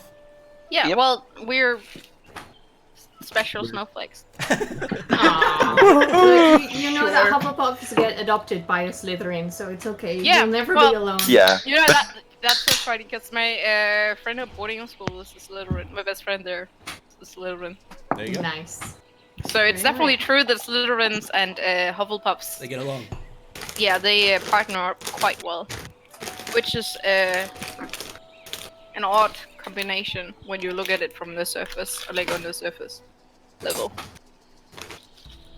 All right. But Ren, if we I don't do think so. crossovers with Not one, if you read the Yeah, no, but I mean like description on a of what a like, Hufflepuff actually is. on a surface level. What crossover would you be, Miguel? Because on a surface I level, would be it's- Gryffindor and Slytherin. Gryffindor and Snap. Slytherin. Jeez. That's a cool combination. That's a Gemini if I've ever fucking heard one. I know. Hey, I'm like, Gemini. oh shit. But no, I'm definitely Slytherin. Yeah. I don't. Oh, that's the. That's the thing. You're a Gryffindor. Gryffindor. Gryffindor. A Gryffindor. A Gryffindor. Well, Yep. it sounds like some Chinese knockoff. I might have a teeny tiny bit of Ravenclaw in me, but I think I'm almost pure Hufflepuff. I'd be in Ravenclaw because that is what I'd pick, but I'd probably hang out with a lot of Slytherins, I guess. Really? I figured you'd be a Hufflepuff. Really? Mm-hmm. Why? I mean, most of the tests I did, I'm just either Ravenclaw or Slytherin. Yeah, same. You're either Gryffindor or Slytherin all the I time. always get Ravenclaw. It's boring. Why would you have guessed Hufflepuff? Because I'm cute and cuddly? Yeah. Just say yes. totally. Just say yes. Yeah. Sure, we'll go with Save that. yourself. We'll go with Save that. yourself. Save yourself! Oh no, my camera! It shut off somehow. I don't know. My internet connection is breaking. You're cutting You out. just run out of screen and You're then cutting just out. run Driving through a tunnel. I'm driving through a tunnel as she's holding a crisp in her hand. Crunch really loudly. Well, she might be like living on a train. There you go. Like You don't know my life. Like the room that we You see don't know. is like up like elongated. Just one of enough those- to be like a train carrot. Yeah, that's what I'm saying. Just like one of those carriages, like an individual room. Like a Harry Potter train. Ooh. Ooh, the plot thickens. All right. So is everybody back? Are we good? Just so- one quick thing. Yeah. Renska, I demand the art mural.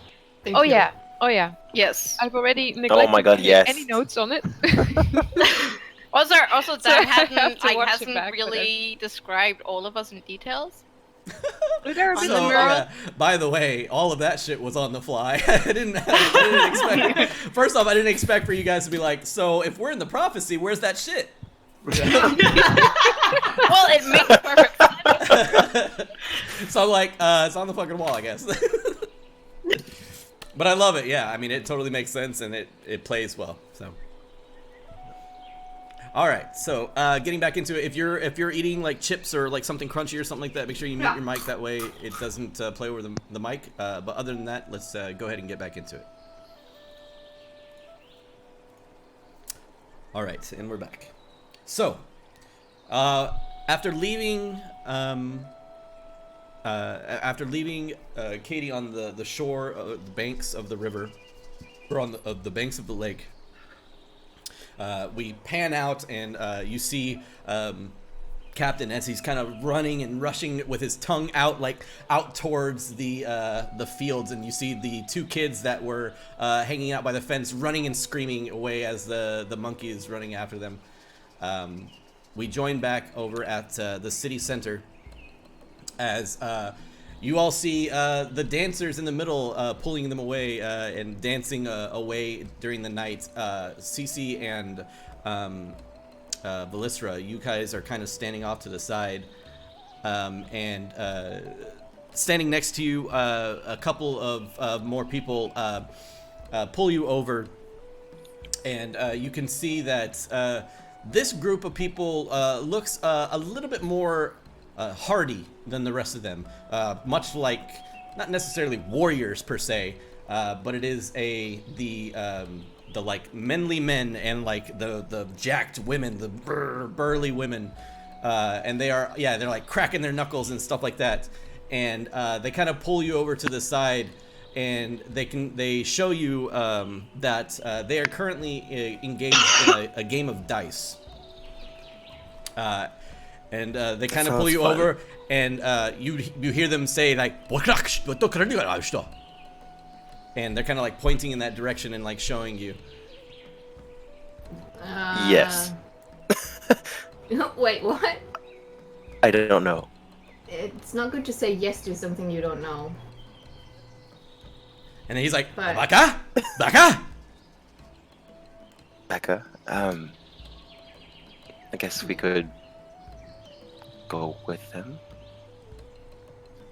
Yeah, Well, as long as I don't have to dance. No, we will not dance. And I will follow the guy, not really knowing what's that about. Yep. I mean, he leads you over to like. There's basically you guys are standing. Let's say right here as you come down. He just leads you like over here on the corner. It's not like there's a shady establishment or anything like that going on, but this kind of looks like where all the like burly guys and girls are all hanging out on the corner, basically. Everybody cool else kids. is dancing. Yeah, the cool kids of the group, right? Hell yeah, I'm finally part of them. And they pull you over to the side, and you hear like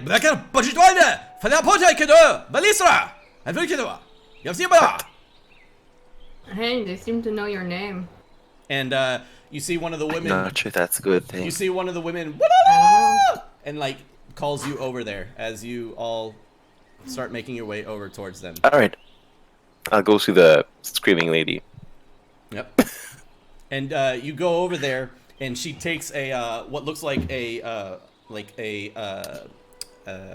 clay pot, like a small clay pot in the shape of a cup, and she goes on the small box that is in front of her, and she lifts up the cup, and it reveals what look like dice made out of some sort of bone material. And, Sweet. And she goes, Shamane! Show money? This, I can't understand you, but I will take the dice and the cup. And she kind of like points you over to the empty seat of on the other side of the table. Sure, I'll go sit there. And she says, Shamane, Shamane. I think she wants you to join as well. Yeah, you see like another empty spot next to him. Okay. Okay. Both of you sit down, and you see now you're kind of pulling a crowd as the people kind of start standing around you, and you see that the crowd is like these gigantic like men and women like with just big ass arms and like kind of like these traps that come up like over their shoulders and shit like that are all gathered around you in a very ominous way, but they're all smiling and grinning like this is the best day of their lives. And all right. And then the large woman, she turns around, and she she turns around and says, "Oh la la, oh la la," and everybody's like, "Oh, oh la la, oh la la," as they all turn around. Oh la la. And Indeed.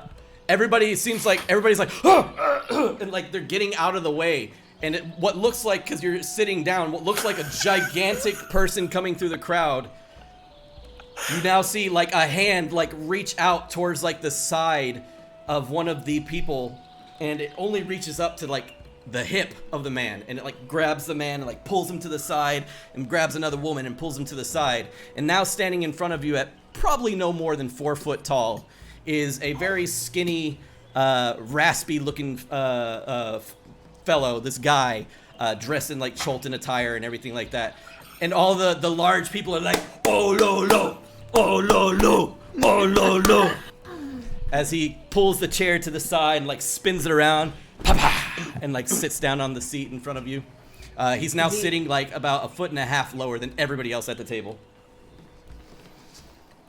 Okay, so And everybody kind of like, I'll point at him and say, "Oh Lolo." he goes, "Ah, Olola, Lisra, Listra. Cecilia, That's right. Bushnala." I'll look over at Bushnala. And he's like just pointing out to the crowd. He wasn't like pointing. He goes, "Oh, Atazi. And like Atazi like looks, and she's like, Atazi.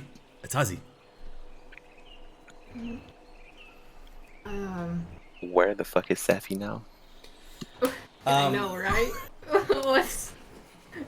She's still being a robot in the middle of the square. Getting it. That's right. Getting it. Half the crowd has literally gotten her moves down to a T. So they're like unison doing the fucking robot. Oh. Yeah, Aylin, what's up? Yeah, during the dancing that's not going too well, as I noticed Katie wasn't there anymore, Yeah. I would have try to get away from the crowd a little bit, and then try to sneak away from the crowd. Okay, yeah, sure, you can totally do that if you like. Yeah. Okay. And I'll look around and see if I can find Katie somewhere. Okay. It's a big city, and she didn't say where Yeah. she was going, so. Exactly. All right, cool. So you wander off. Where are you going? Not knowing where she's going, I need you to roll a D8 for me. All right. That's a 3. Okay, 8 does not count. So 1, 2, 3. You head off in a northwestern direction. So you head up this path, Okay. basically. Yep. All right. And I'll start looking around, maybe looking at if there's some people over there, like asking, like, "Hello, have you seen Katie?" And they kind of look around and they're like, KD, KD, KD, KD, KD, KD. And they start chanting. Yes. No. Where is she? And I'll minor illusion. I'll minor illusion a Katie in my hands. See? Where is she? They all kind of back up, and like they kind of like look around it. They're like, oh, Elen, Elen, Elen, Elen. Yes, exactly. You I'll can try see to that get you're away not, from them. Yeah, you see that you're not getting much from this crowd. Okay. Not being able to speak their language, they're just like, yes, Yeah. yes, yes, all of that, yes. Yeah. Whatever you're saying, yes. All right, so yeah, you're not getting much from the crowd unless you pull Sapphire away or do something that can speak with them, kind of thing. Other than that, you're kind of just wandering through the streets, like holding up the image of Katie, kind of thing. Yeah, I'll try to see if I can find her somewhere. Yep, no problem. All right, so you wander off, and we have Cecilia and Velisra. You are now sitting at a wooden box table, a large box table, and now sitting next to Atazi, the large warrior-like woman, and Ololo, the very small and slender, raspy-looking fellow that everybody seems to be like, holy shit, it's Ololo, kind of thing. Really? Even more so than us? Wow. Well, they were cheering him on like they've been waiting for this moment all their lives, kind of thing. 110 years! Okay, right. Challenge the return. So they kind of look at you and they kind of go like, Blaka Borushne Kubakadala, and they're like showing you the dice and they're counting them out to you. And in front of you, what you see is 3d6. You see 3 6-sided dice. And you each have 3 6-sided dice. Each one of you has 3 6-sided dice. So each team has a total of 6. So you have 6, they have 6.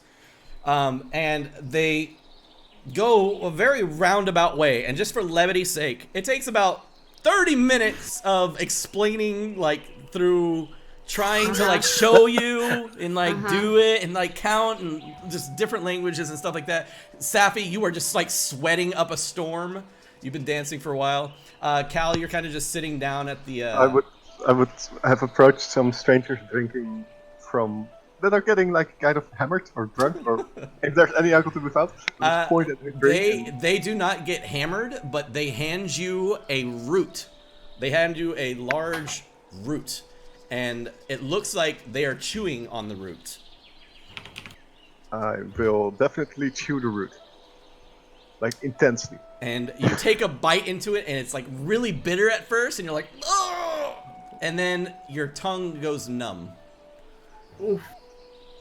And you continue doing it, and the second bite, not bitter at all. Hell, you don't even taste it. Nice. Take a third bite, and suddenly your head feels like it's spinning a little bit. And you begin to chew it almost like a gum. Yeah.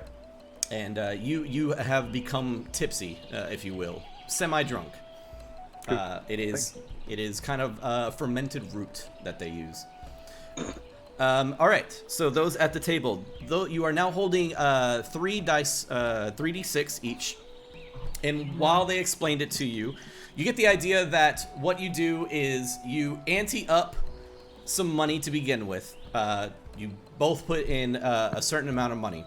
And then as you put in the amount of money, Each person rolls their d6 and holds it in their hand. And then you bet more money. And you do it again, and you can show your partner how much you've rolled. And you're adding up each time how much you have. And the more you put in, the more you think that you're going to add up to more than the other person, the other team. So you're basically saying, if you put in more money, you're saying, I got a lot of fucking numbers on my dice right now. Okay. The more numbers you have on your dice at the end, what you do is you're going to roll the third dice. So when it gets to the third roll, instead of it rolling it secretly, you roll it on the table. So whatever that dice shows to everybody. You put it down on the table, and then you make your final bets. Okay, Then- so basically it's like 3 times we're doing it. No, 2 times we're doing it secretly. The third time we're like, okay, this is it, and then we gotta bet. Be like, okay, I got the most, or you Correct. Exactly. do. Okay. So, yeah, that's exactly how it works. So, the last one will be open to everybody. You make your last bets, and then at the very, very end, you show everybody how many pips you have and see the total of how many you have. And the team that has the highest total gets the money and then splits the pot. Okay. You can see why it took 30 minutes for them to explain that. Yeah, I get it now. All right. So you can Let's hear do like a this. low droning, oh, low, oh, low. And then- All right. So, would you like to partake after the rules have been 100%. explained? 100%. Yeah, sure. So yes. they all look around, and then they all kind of look, and Ololo pulls out like a big bag underneath him. He looks around, he slams it on the table. He pulls back his hand, and on the table, you see a beautiful diamond.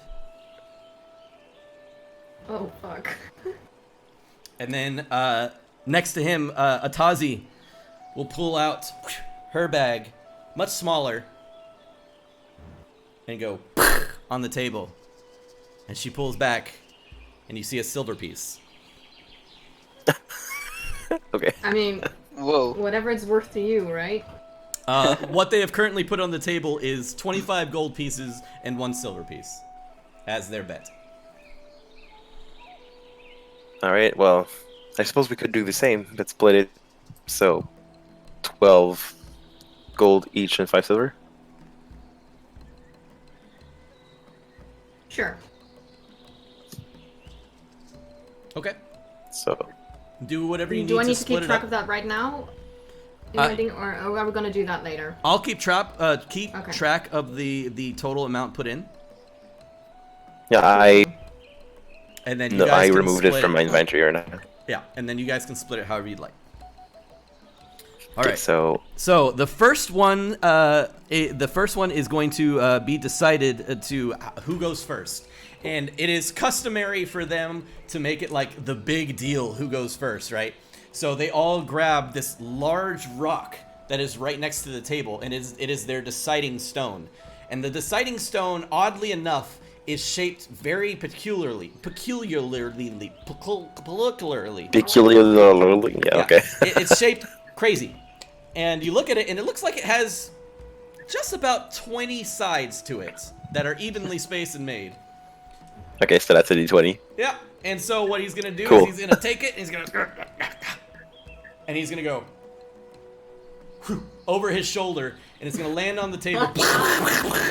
Land on the table, and everybody goes, "Oh!" as it lands, and it lands on a 9, and everybody's like, "Oh, oh!" And then everybody's like, "What?" And then they kind of like point at you to do the same. Can I? Okay, so I'm sorry. You go ahead, Miguel. all right, I'll grab the thing, and I will do like he did, throw it under the table. Okay. Roll a dexterity check. Oh shit. Toss it behind you and try and hit the table. Okay.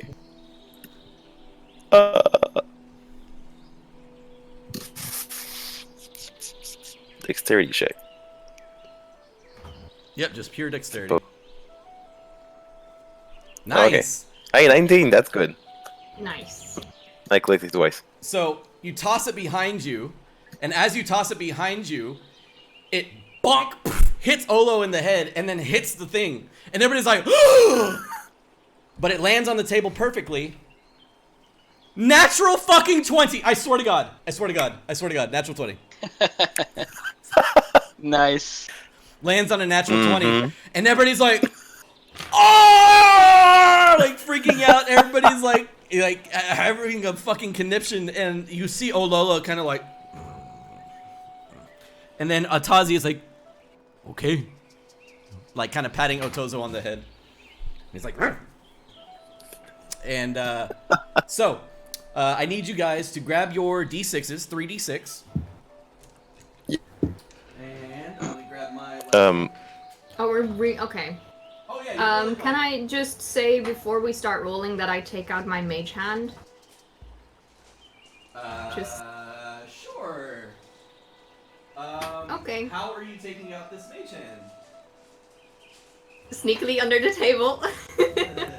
There is. No Well, yours is invisible, right? Because Yeah, you're not it's an invisible hand, so it's like. But I just wanted to say like. But it for- is a magic spell that you're casting. It is. Yeah, it's it's a more cantrip. of them seeing you casting the spell. It's but there's no under the table, so it's a box. So I mean, you can cast it, but again, it would be more of like they would see you like saying some weird thing and like moving your. No, it's just words, right? I believe for. It's conjuration. No. Like Oh. it's somatic and. I'll do it as verbal. like I crack my knuckles to throw the die. So you're throwing the die and casting it at the same time, like you're gonna cast Mage Hand. Okay. Yeah, well, like everyone was like getting ready and looking buff and be like, yeah, oh. Yeah, you And I'd be totally see like yeah. two people like posing it out, like they're just like. Yeah. Just Hell like yeah, in the I'm crowd. part of that now. Excellent. For sure. All right. So everybody is cheering and clapping and stuff like that, and they're like, shh, shh, shh, shh, shh, shh, shh. It is now your turn to roll, and you can roll secretly, but you can tell each other your rolls. If you want to use chat in Discord, you can tell each other your rolls there, so I don't see them. Okay. You roll 1 right now. Yeah, roll 1 right now. Don't tell me, but tell each other. Oh, I need 66.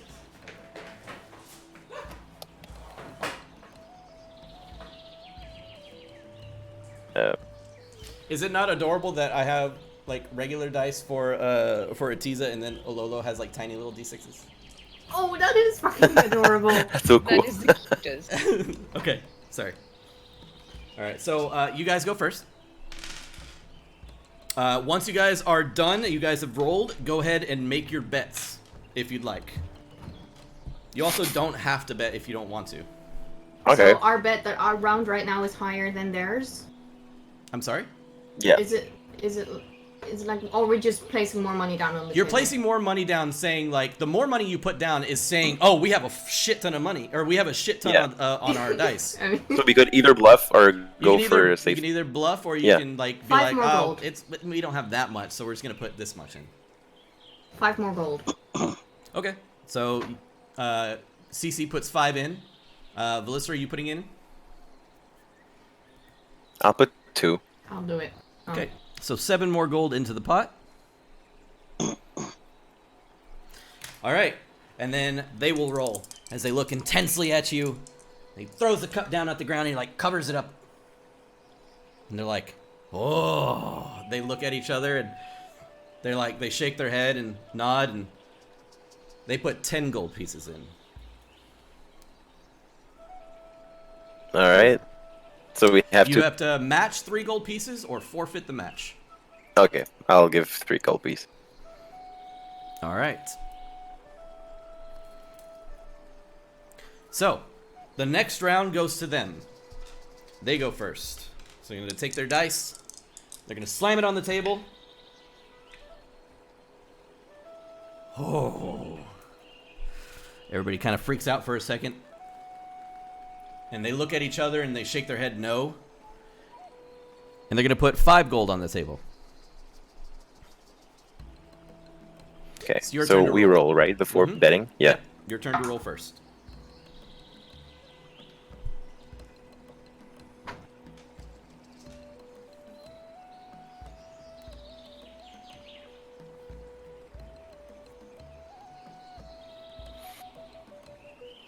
I'll...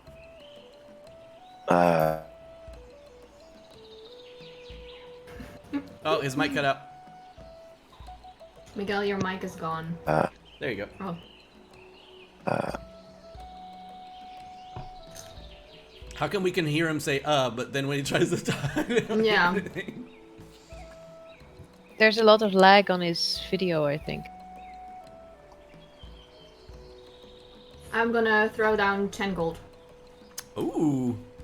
All right. Ballista, are you throwing down any more than that? Just like I'll Just one.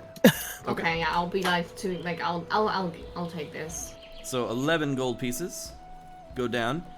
And they kind of look at each other, and everybody in the crowd goes, ooh.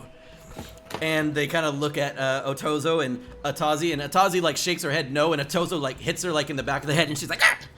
And Otozo like grabs for his bag and like digs in, and he like puts down another 6 to match your 11. Great. Great. And then the final roll. Everybody rolls at the same time. So do we roll on the... You can roll a 1d6. Yeah, 1d6 on roll 20. That way everybody can see it, including the stream. Shall I say my plan beforehand as to what I want to do with my roll? Are you doing something crazy? Yeah. All right, what are you doing? I want to mage hand it and manipulate it to make it fall on 6 eyes. Okay.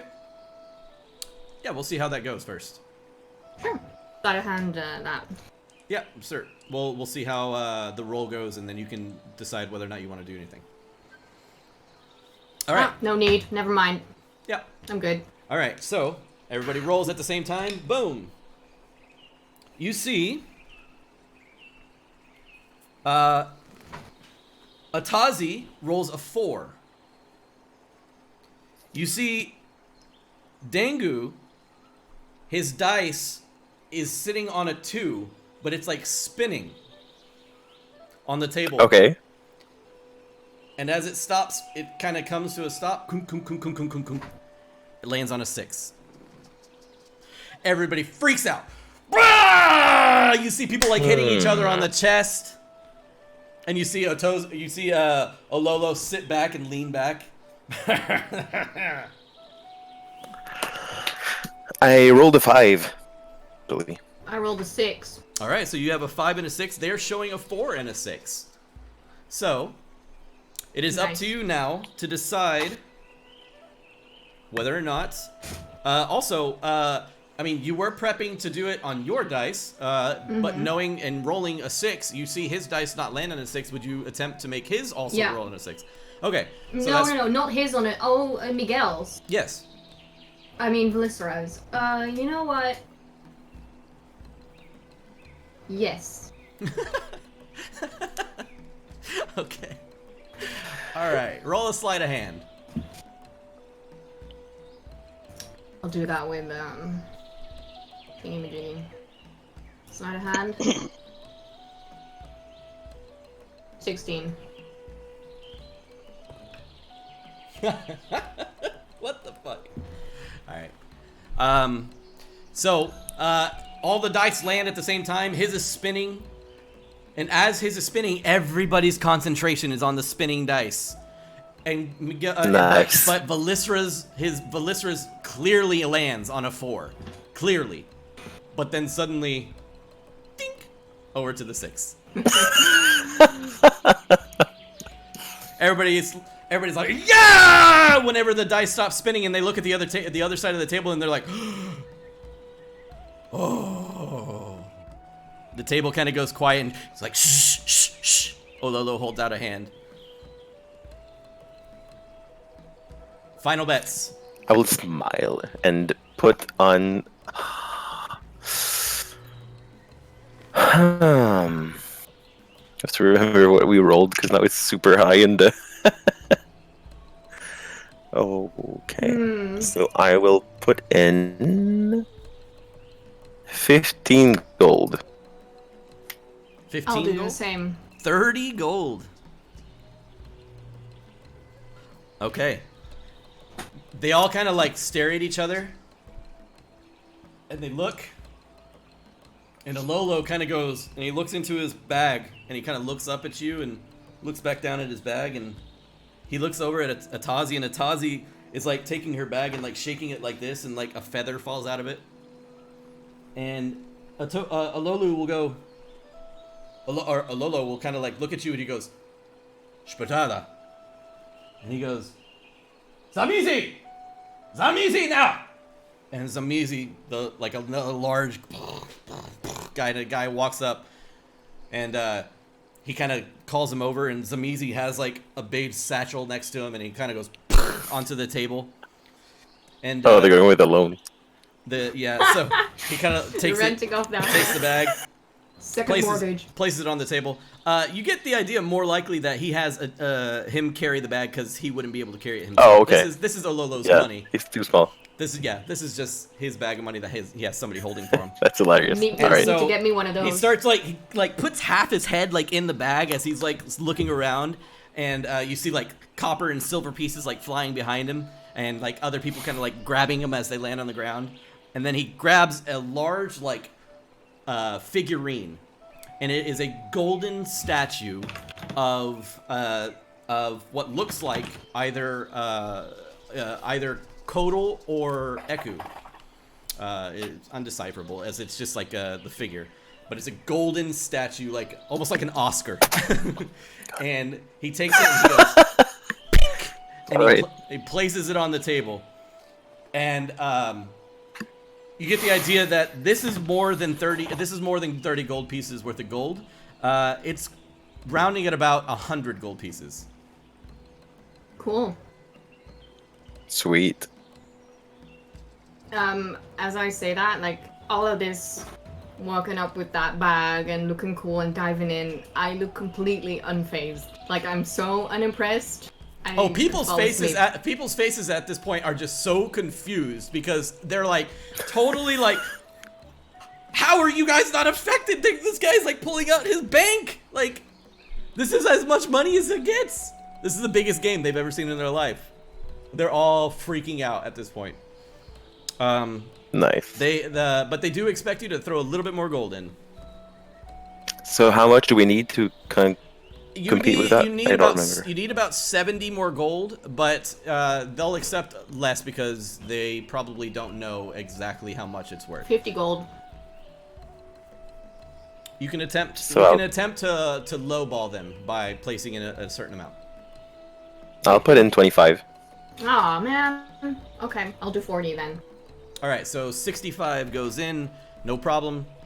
You don't even need to make a check for it. I'm gonna do like a couple of them in like annoying silver pieces. Like I got too many of those, and I'm just trying to piss them off now. Like it's an enormous pile of silver, and I'll just be like, oh shit! Counting out the silver, one by one, as it goes into the center, and everybody, you see, like even the biggest and bulkiest guys right now are chewing on their fingernails. Okay, so as tension rises and you finally finish placing in all your gold, you see one person walk over and like kind of keep people back as they're like trying to like crowd in, like overcrowd you guys, and she kind of pushes all the winnings into the center of the table, and you can see that they're motioning to place your dice all in a row, 1 through 6, kind of like lined up next to each other, and they place theirs next to each other, covering all of them but the ones that were already shown. And then you can hear them say, Blach, Schna, Frö! And they like go like this. Yeah. And so everybody uncovers it. What is your guys' total? 5, 9, 15. Total over all of them? I had 12. Oh, you had 12, 27. Okay, so 27. I had 10. I had a 6 and a 4. a 6, and a 6.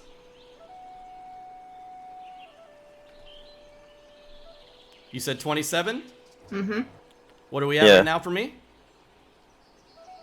We're at 26, yeah. 22. Mm-hmm.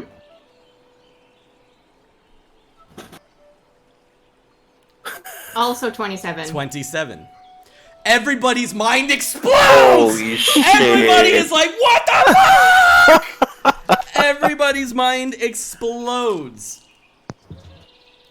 So everybody's freaking out. Wow. Yeah, everybody's freaking out, and like everybody's like trying to like like you see like people throwing bags of like dust, like colored dust in the air and freaking out, and people are like slapping each other, just like doing stupid shit, like freaking out. And you see Ololo kind of like cover like, you know, like whatever. But then he grabs the D20 and he holds it up like this in his palm, and then to him it's like this. He's like,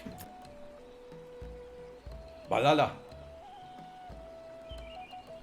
My. So he get the idea that he basically wants to roll heads up with somebody, high-low, Yeah. on a D20. Is it I'll like grab a sleight of hand dex roll? I mean, you can try and, you know, fix it if you'd like. You can attempt I Velisera with that plan in my eyes. to. The good old. Yeah, basically. Okay, so. Wow. Sorry about that. Alright, we can try this again. All right. I'll throw it, but not behind my head. He still like rubs his head a little bit. Yeah. Oh, you're gonna don't wanna throw hurt it? Okay. So no, I'll throw his, and you guys can throw yours. Okay. So Okay, you can throw it if you want. I threw it the first time. he takes the You large can go ahead. D20 shaped rock and takes it and doesn't shake it anymore. He places it over the table and he drops the mic. It lands on a 14.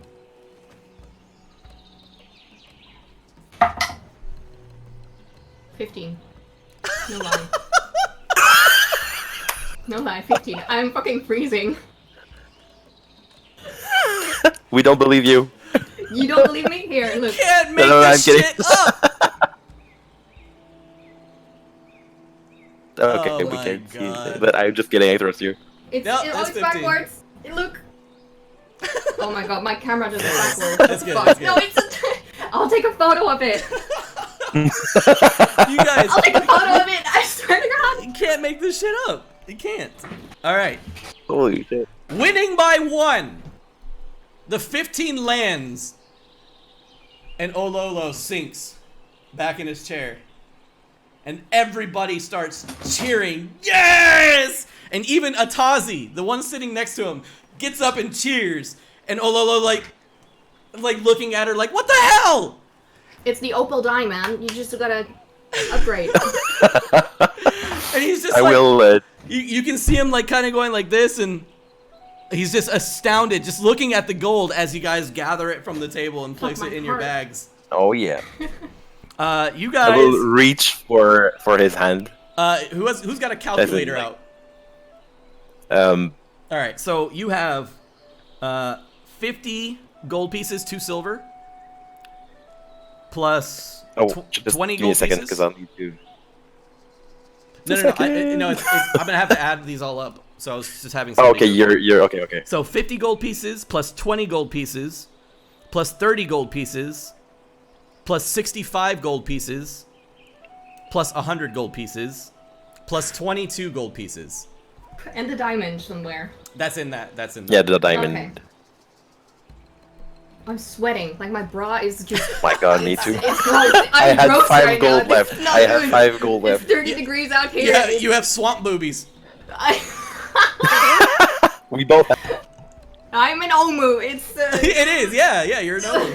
You feel that humidity. So how much is that, Bax?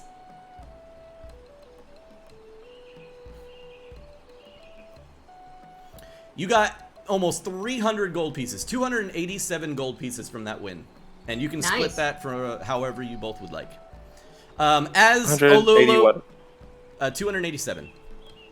Okay. Olulu will kind of have his head down, and he's just like, he has like one of the dice in his hands, and he's just staring at it. And he's just like, and he drops it on the table, like, how could this happen? And then he just, you can see a big grin come across his face. And he looks at everybody and he says, Valisra! Cecilia! Barishlaya! And everybody cheers, and everybody kind of like, yeah, yeah! And, I'll make like an Elcor smile and like Elizabeth waving, because I don't really know how that works. So, like, eh. I'll do like a bow and like in mockery, more like. Yeah. Like, mm-hmm. they don't know better, and they're like, Sweet. oh yeah, that's awesome. So they're gonna bow too. Yeah.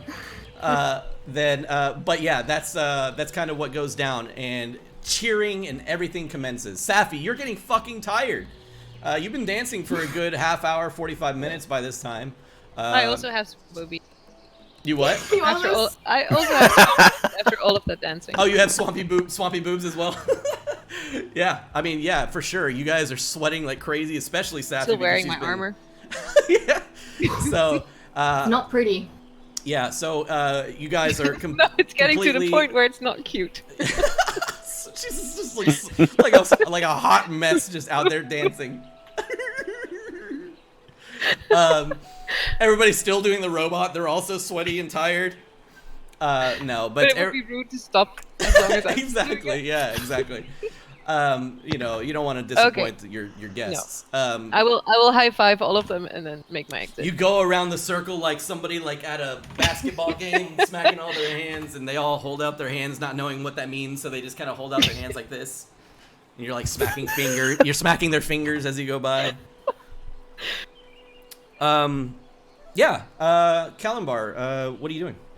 I'm having a conversation in Elvis and Chilton, like with a stranger. Oddly enough, you're communicating somehow. Like, you're drunk communicating. It's like, they're drunk, you're drunk, you understand them, they understand you, but you have no idea what each other are saying. Exactly that. Yes. You see, I've like, definitely had that conversation more than once. oh, surely, of course. I've been to Ireland enough to where we're speaking the same language, but we still don't know what each other are saying because we're that drunk. So, anyways, you guys, you're chewing the fat, literally. You guys are just talking and talking and just have no idea. You feel like they're telling you stories of their past, and you're telling them stories of your past and your home life, and some really personal shit. Yeah. And it doesn't make any sense to them. They hear the word eku, and every time they hear the word eku, they kind of give like a hand up, like a gesture of how they. Well, it's not like they don't like cheer. They don't go like eku. It's like something they do in order to like pray towards their gods. So they like hold up their hand like this as they say eku, and just kind of like a power hand. Yeah. Echo forever. So they hold up their hand and they kind of they have I'll join them every their time. thumb to the side, and they kind of go like this when you say eku. Anyways, so back at Dengu's house. Dengu comes out of the kitchen and he's holding an array of like pots and pans, and he's like kicking the door, and he's like having to kick it open more and more to like get over to the side. I'll help him. No, it's okay. No, it's fine. I got it. And he just like takes it and like onto the table. A couple of them like spill over to the side. He grabs them before they land on the floor, and he like places them all up on the table. And it's a really long table. It's a big table. It looks like it seats quite a few people. DM, those runes on the tattoos on him, Yeah. they wouldn't happen to be in Dwarvish, would they? They are not in Dwarvish. Okay. They are some kind of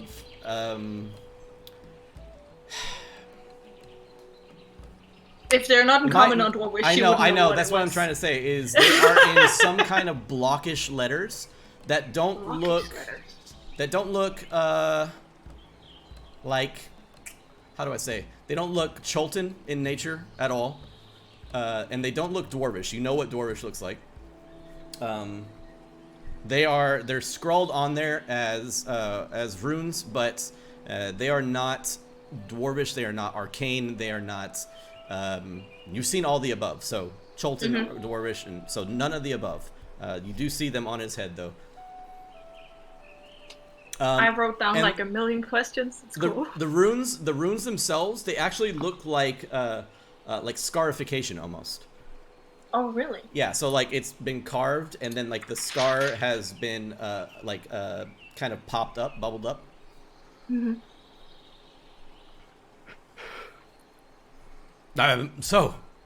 Bax, it's still crazy that you're even here. Like, I can't believe it. Bax, what brings you to my home? Where did I put it in my notes now? Was Dizzy and Kunde said that we could stay here for a couple of nights, and they recommended coming to see you. The Elder recommended you to see me? I didn't even know they knew I existed! Well, I'm sorry. Apparently they do. Guys, I don't know what to say. Thank you to them, I guess. Well, like I said, you're more than welcome to do whatever you like while you're here. It's a pleasure to actually meet you. You know you're legend around here, right? I have the feeling.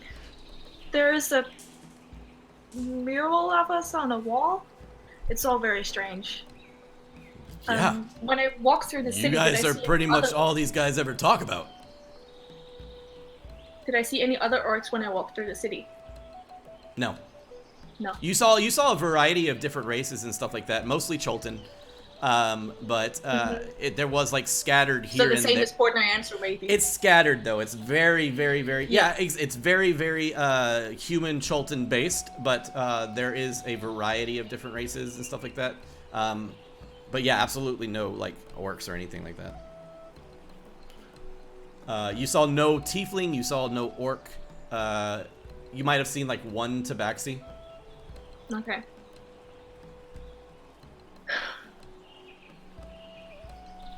Why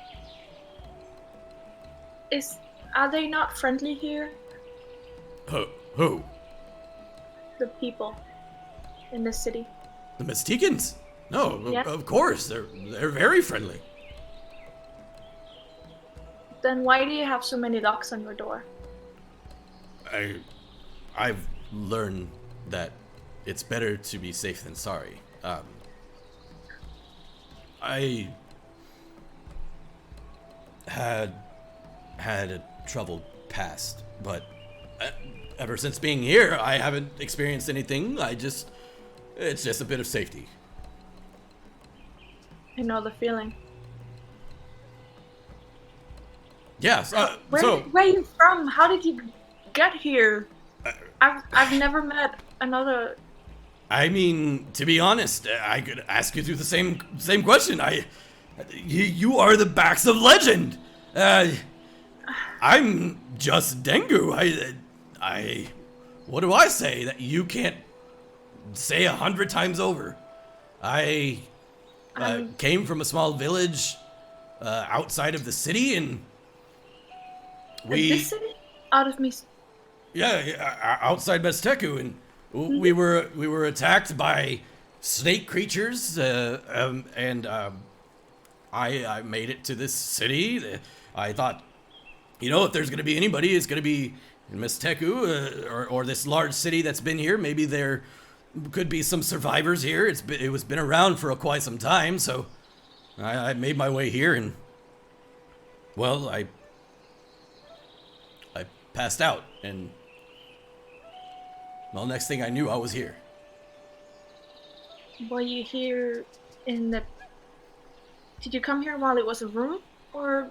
Yeah, no, it was ruins when I got there. It was like nobody was there. There was fires. It was crazy, but yeah, I passed out, and now I'm here.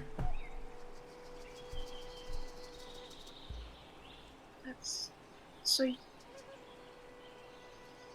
Look, enough about me. You're a legend. What kind of stories do you have to tell? not many. Most of What? them happened with my group. Well, yeah, you guys are the group of legends. The I met unnamed them group like of a month legends. ago. Nothing happened in my life before this month.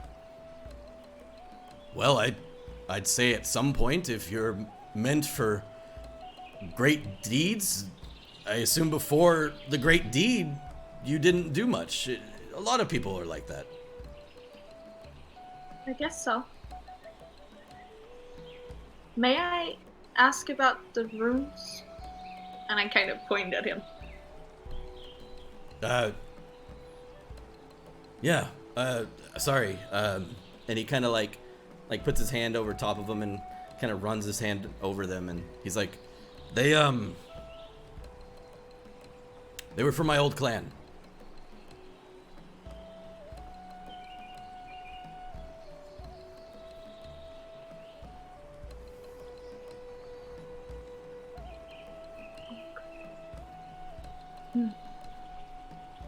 I'm guessing this clan was in the small city outside Mysticus. Yeah, yeah. How long have you been here? Boy, I don't know. Maybe 5 years?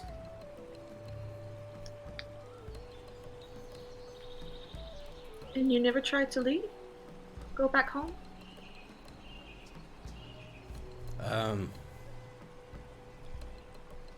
What home? There's I'm guessing the snakes didn't leave much. no. They I'm didn't. sorry to hear that. And he kind of like plops down on like the chair at the end of the table.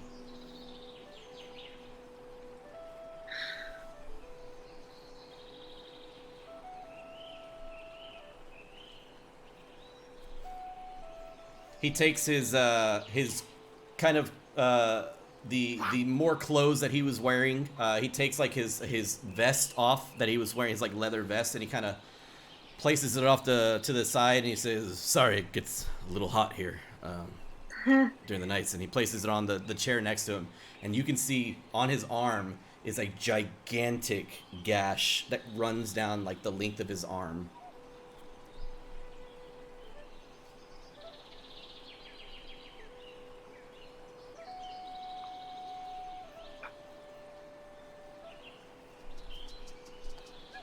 And before we continue on with that, we get over to Aelin. You are wandering around on the side of the road, and you see what looks like two children running right past you, and you see a monkey with a bushel of bananas in its mouth, two giant handfuls of bananas running towards the children, and he kind of stops when he sees you, and he kind of sits down and just kind of starts to like... Captain! And he looks up to you. Captain, very scary. And he like bites one of the bananas off, and he shoves it up underneath his arm, and he like points off in the distance. Right, thank you. Whatever you're doing, be nice. Don't scare the children too much.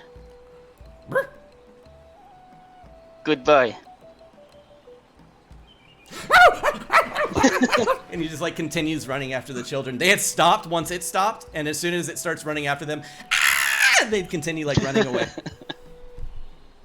All right. It chases them around the city. I'll head in the direction that he pointed out. Okay. After about 10 minutes or so, you find Katie kind of stargazing on the grassy knoll that is the side of the riverbank, or the lake bed. Alright. I'll walk up to her. I'll sit down next to her and I say, "So, why did you leave the party?" Hey. Hey, Ellen. I wasn't really feeling big crowds, I guess. I mean, I understand. I also felt a little bit, strange about celebrating after everything that happened. But I Yeah. mean, well, the party wasn't as fun without you there. Oh, you didn't leave because of me, did you? Oh, I did, but don't worry. I mean, the party wasn't fun without you there, I said. I'm sorry. No, it's not your fault. Not at all. Are you okay? I know I saw you, with everything happening. It hasn't been easy these last few days. Nah, it really hasn't. If you need to talk or something, I'm here. Sure. I talked to Captain earlier. That helped. He's really wise. Is he? I saw him just chasing some children with a mouthful of bananas. Yeah, he got the children to give him bananas, probably. Oh, well, I suppose that is pretty smart. Yeah. You should talk to him someday. If I could, I would.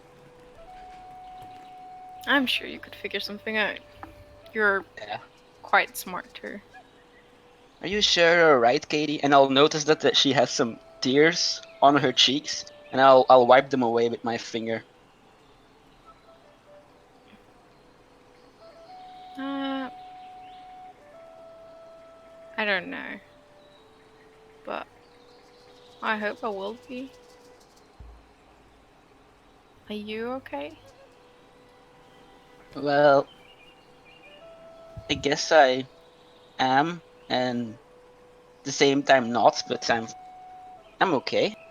I mean, all this, these things that have happened, with Echo with the last few days, it gets me thinking. Yeah. And I mean, yeah, it's hard. It's strange. Are they like around me in the area here? Are there like some flowers or stuff around here? Yeah, it is mostly a grassy knoll, but there are plenty of wildflowers growing. Right, I'll use my mage hand to pick like one pretty flower, and I'll hover it over to her. It comes over, it snaps out of the ground and floats over to her in a limp manner. And just kind And I'll of say dangles like, above you. no, I've figured out what the curse is. Yeah. And I'll You have. I'll put the flower in her hand. Thank you. Yeah, I'm not very good at this, but I mean, I figured you're special to me, Katie, and you know, and you see that Aelin is really blushing, like super a lot. Almost as orange as his coat. Heck yes, totally. Well,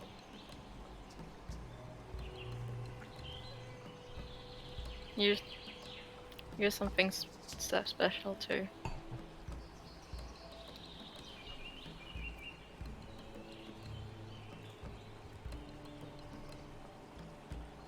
This is awkward silence that's Yeah. there for like a few moments. you guys can hear like the sound of like rushing water kind of passing by you as silence kind of encompasses the moment. And I'll be like, no, you don't really have to say anything, but no, just it eases my mind knowing you're there. I'll looking out for me. always try to be there. Thank you.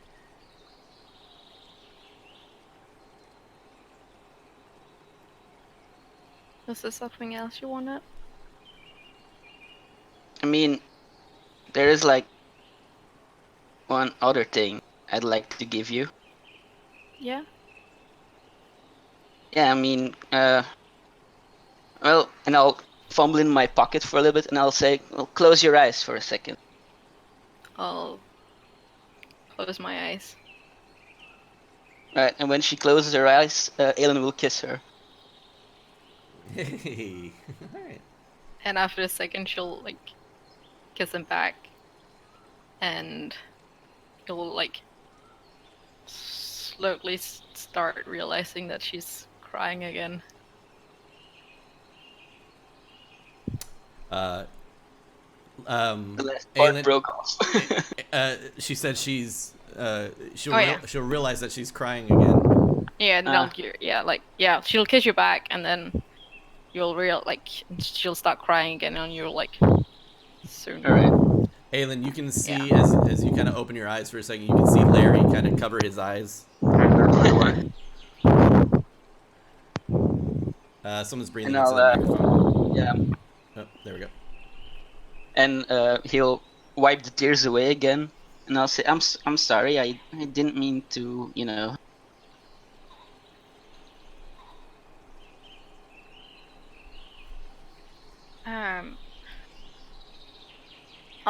I'll put my hand on his cheek and like force him to look at me while I speak. And I just say, Alan, I care about you a lot, so much, and you can make me smile and laugh like no other person I know can. And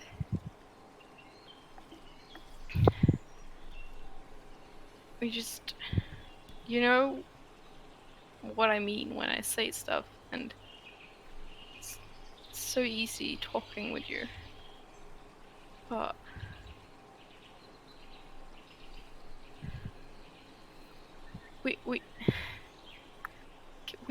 we can't do this. I want to. We Why not? can't. Why not? I mean,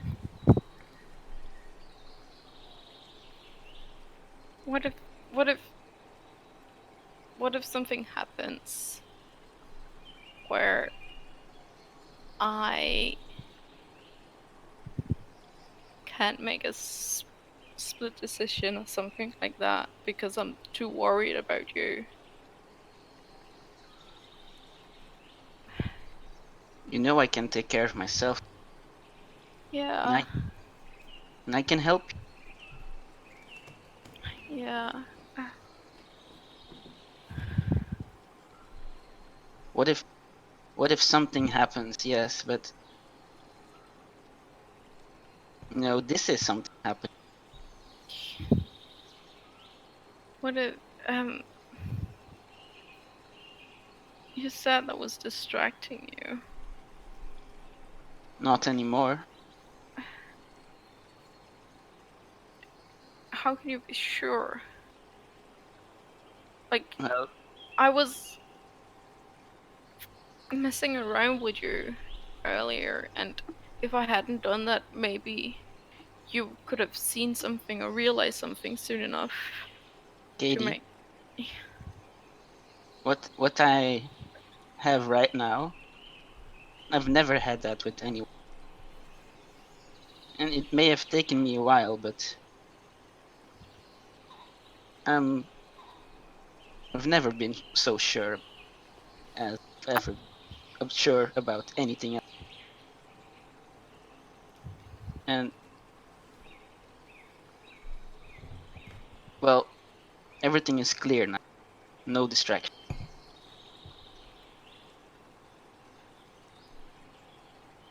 No distractions. No. Just you.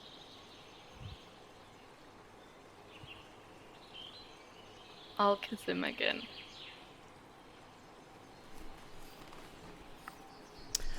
And the scene fades to black.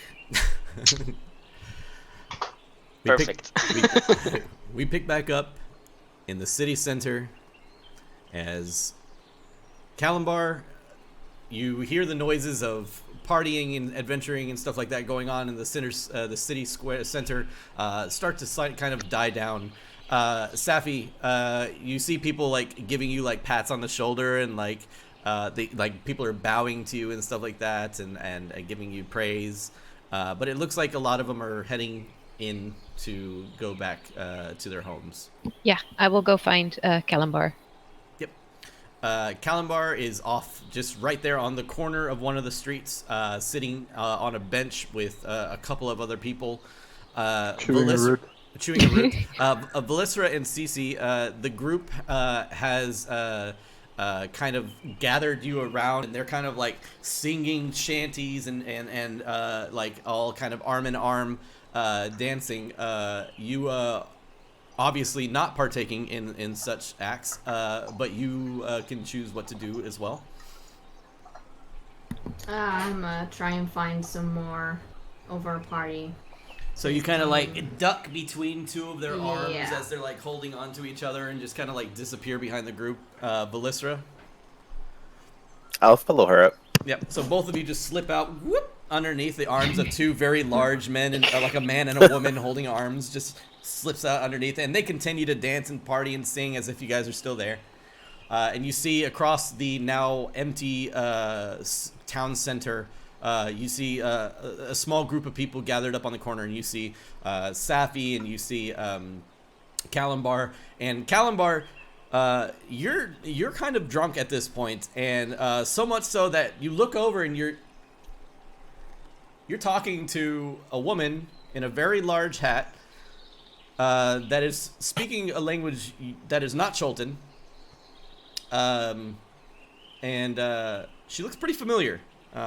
This is Tess Alondra, so she found her way over there, and she's also drunk as shit. Oh. But you just realized that you were talking to her. You didn't even notice until now. As Safi, you walk up, and they're talking to each other in two different languages. I will squeeze onto the bench and put my arm around both of them. And say, "Hey guys!" Squeeze in the middle, punk. Safi stinks. She is so sweaty and like wet as she stands in between you two, but they're drunk. Drunk in Elvish. Did you just call me young one? Okay, I'll let you get away with that because you're drunk.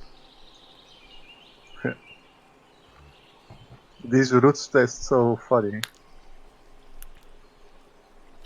Yeah, you look like something you tastes see funny. like a pile of 3 roots like next to Kalimbar that have been just chewed on and thrown to the side. Oh no.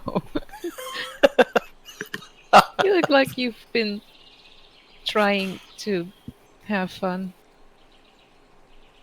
I am, yeah. Yes, I am. Should we go get some rest? I am not so sure. I'm not so sure I want the time to think. What do you want? Most of all, I want to go home, but that is not an option.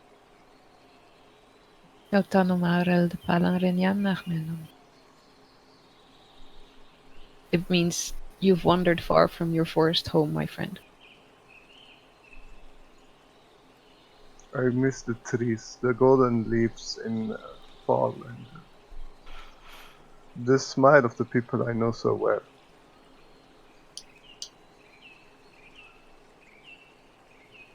I can imagine a little of how you must feel, but I've never felt really attached to where I was born.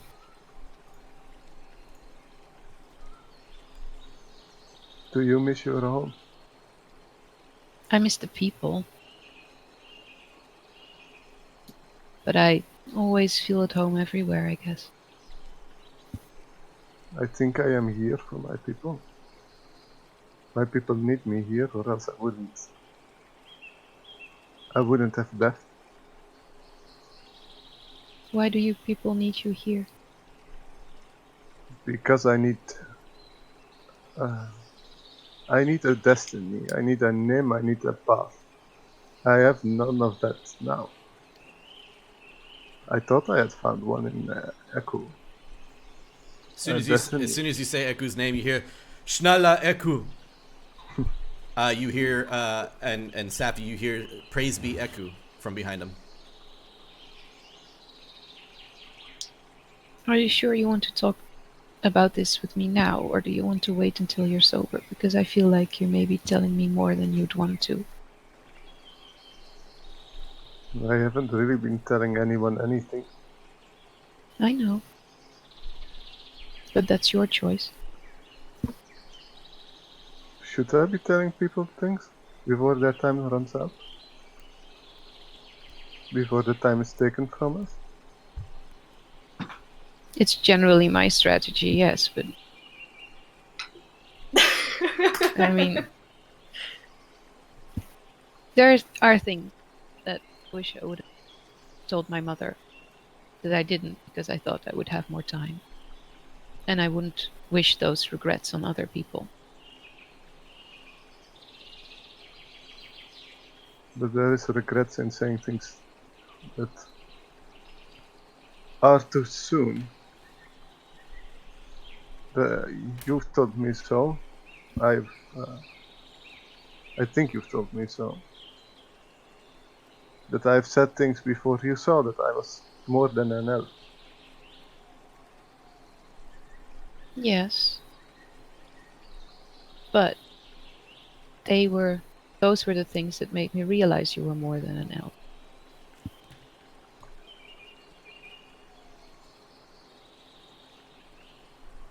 Which, But by the way, is not your responsibility, but that was completely my blind spot. When to speak, to share, I don't know what the saying is anymore. I really should remember that. It goes somewhere like all those wisdoms.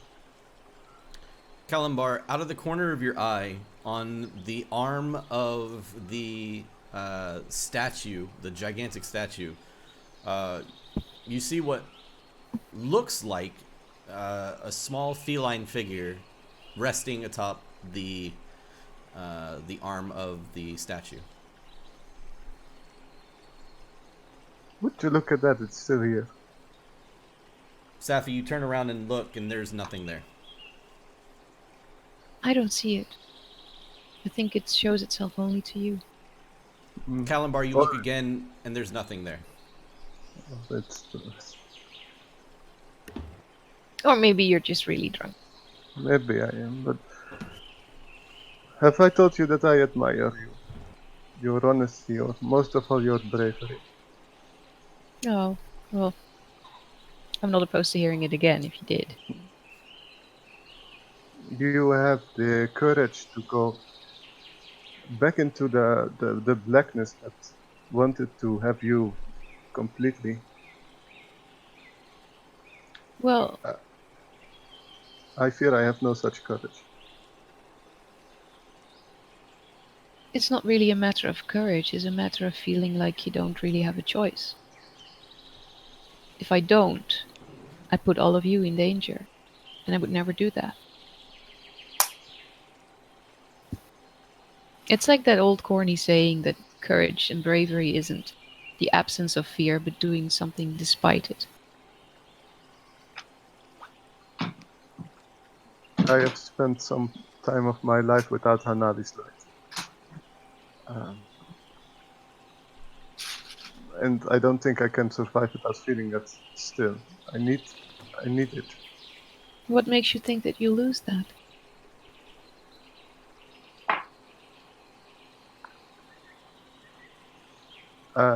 the last time I saw a light as bright as Echo was, I felt like it blinded me. And when the light left, there was nothing but a morose abyss, a blackness that I do not understand and that threatens to take every part of me. Praise Eku from behind you. Raise my fist and like a reflex already. Yep. Yeah. And when I see you, I see someone trying to overcome scars in her soul. I see someone striving to be better than what they were.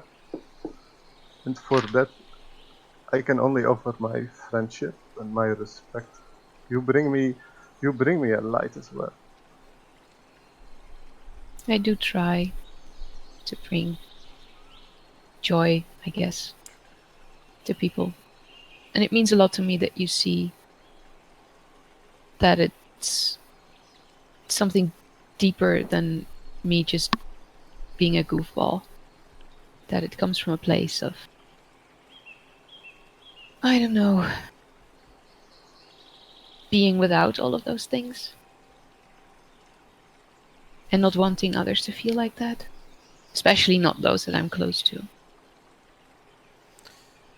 You see, as you say that, Tassalandra next to you kind of looks at you and he says, "You guys are so deep." And she's like, I know, right? "Yeah." And she goes, "I'm gonna go hang out with them, eh?" And she goes over to the large group of men and burly women. And they bring her in, and you can hear from a distance, "Tess! Tess!" Oh, was she in the mural too? Yeah, remember she was like in the back, like hiding, like going like. She's like. Big Another hat. one I like is her. leaving us. I like her pants and I like her hat. She has a great hat. Not where I thought you were going with that. But She's got a great hat. Nice tight pants and a great Yeah. hat.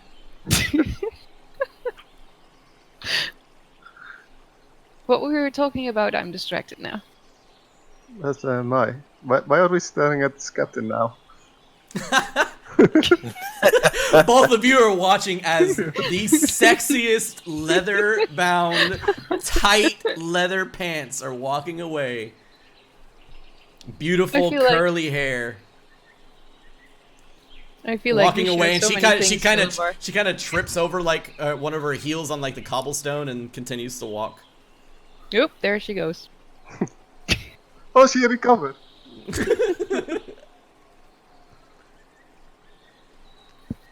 Did you get injured today?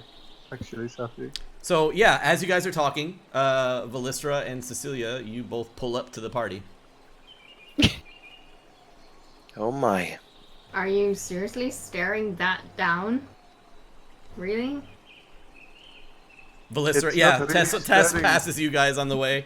She kind of It gives is- you like it a is- bow and like a tilt of the big hat. Continues back. It's not really staring, it is appreciating. Oh, is that what they call it these days? Okay. I'm just looking at her butt. Well, we just won some money. What? Oh yeah. She holds up a big bag, like. Yeah. Damn, Cece. That seems like a lot. Your first So, instincts are that she probably robbed them. Which one of us did you sell? I captain? sold Katie and Aelin. It seemed like they could figure it out together, so it's like, I think you got a good deal then. yeah, I think so too. We even got 2 free dinos out of it. Yeah. I'll slowly lean to Sammy. I need to try to be direct with Cecilia. Sorry, what did you say? I need to try to be direct with Cecilia. This I'll is repeat like, myself louder now. yeah, he does. He does like this elven wisdom thing shit, and it's not faring well with me. Don't Why you not? even like half understand it because you're half elf? Oh yeah, I fully understand it. I just hate it. Yeah, That's no, fair. for sure. It's not like I don't understand it. It's like, ugh. The No. rest. Do you want the- some of my wisdom? Sure. Yes. Okay. Don't give a shit. That's good Love it. advice. That's terrible go. advice. That's That is the terrible. worst. Nobody listen to that. Do the opposite of that. That is awful. You get constipated. Kalimbar, your best That friends is that have been not what sitting I there. meant. Kalimbar, the best friends that you've been sitting there with, they tap you on the shoulder and they give you like a good night, and they all exit as well. So you guys are basically alone now in the center of the city. The glowing orbs still kind of floating there, giving a sense of firelight, but other than that, you guys are alone in the area. You see Tess actually leaves with like a group of like 4 or 5 of the Of course she does. the large men and women. Oh wow, she's using her stardom, isn't she? Wow. Okay. You She's just gotta shining use what beacon to nature us gave all. you. Okay. Well, should we go look for Bax or something? It's been a while. I was thinking about Yeah. looking for a cat, but Pax is probably better. Looking for what? A cat. A Like, cat. I see it everywhere I go, and I'm kind of curious how it got here now. Have you been drinking? Yes. I've been chewing. Well, he's been. Hold up, Arud. He's been handling What is these. that? I have no idea. I see. The elvish lineage at work, eating roots. You're not wrong. Oh. Like I damn. said, you see like a pile of discarded roots kind of like near your feet. Is that how that works? Anyways, we should look for Bex, because I've seen children.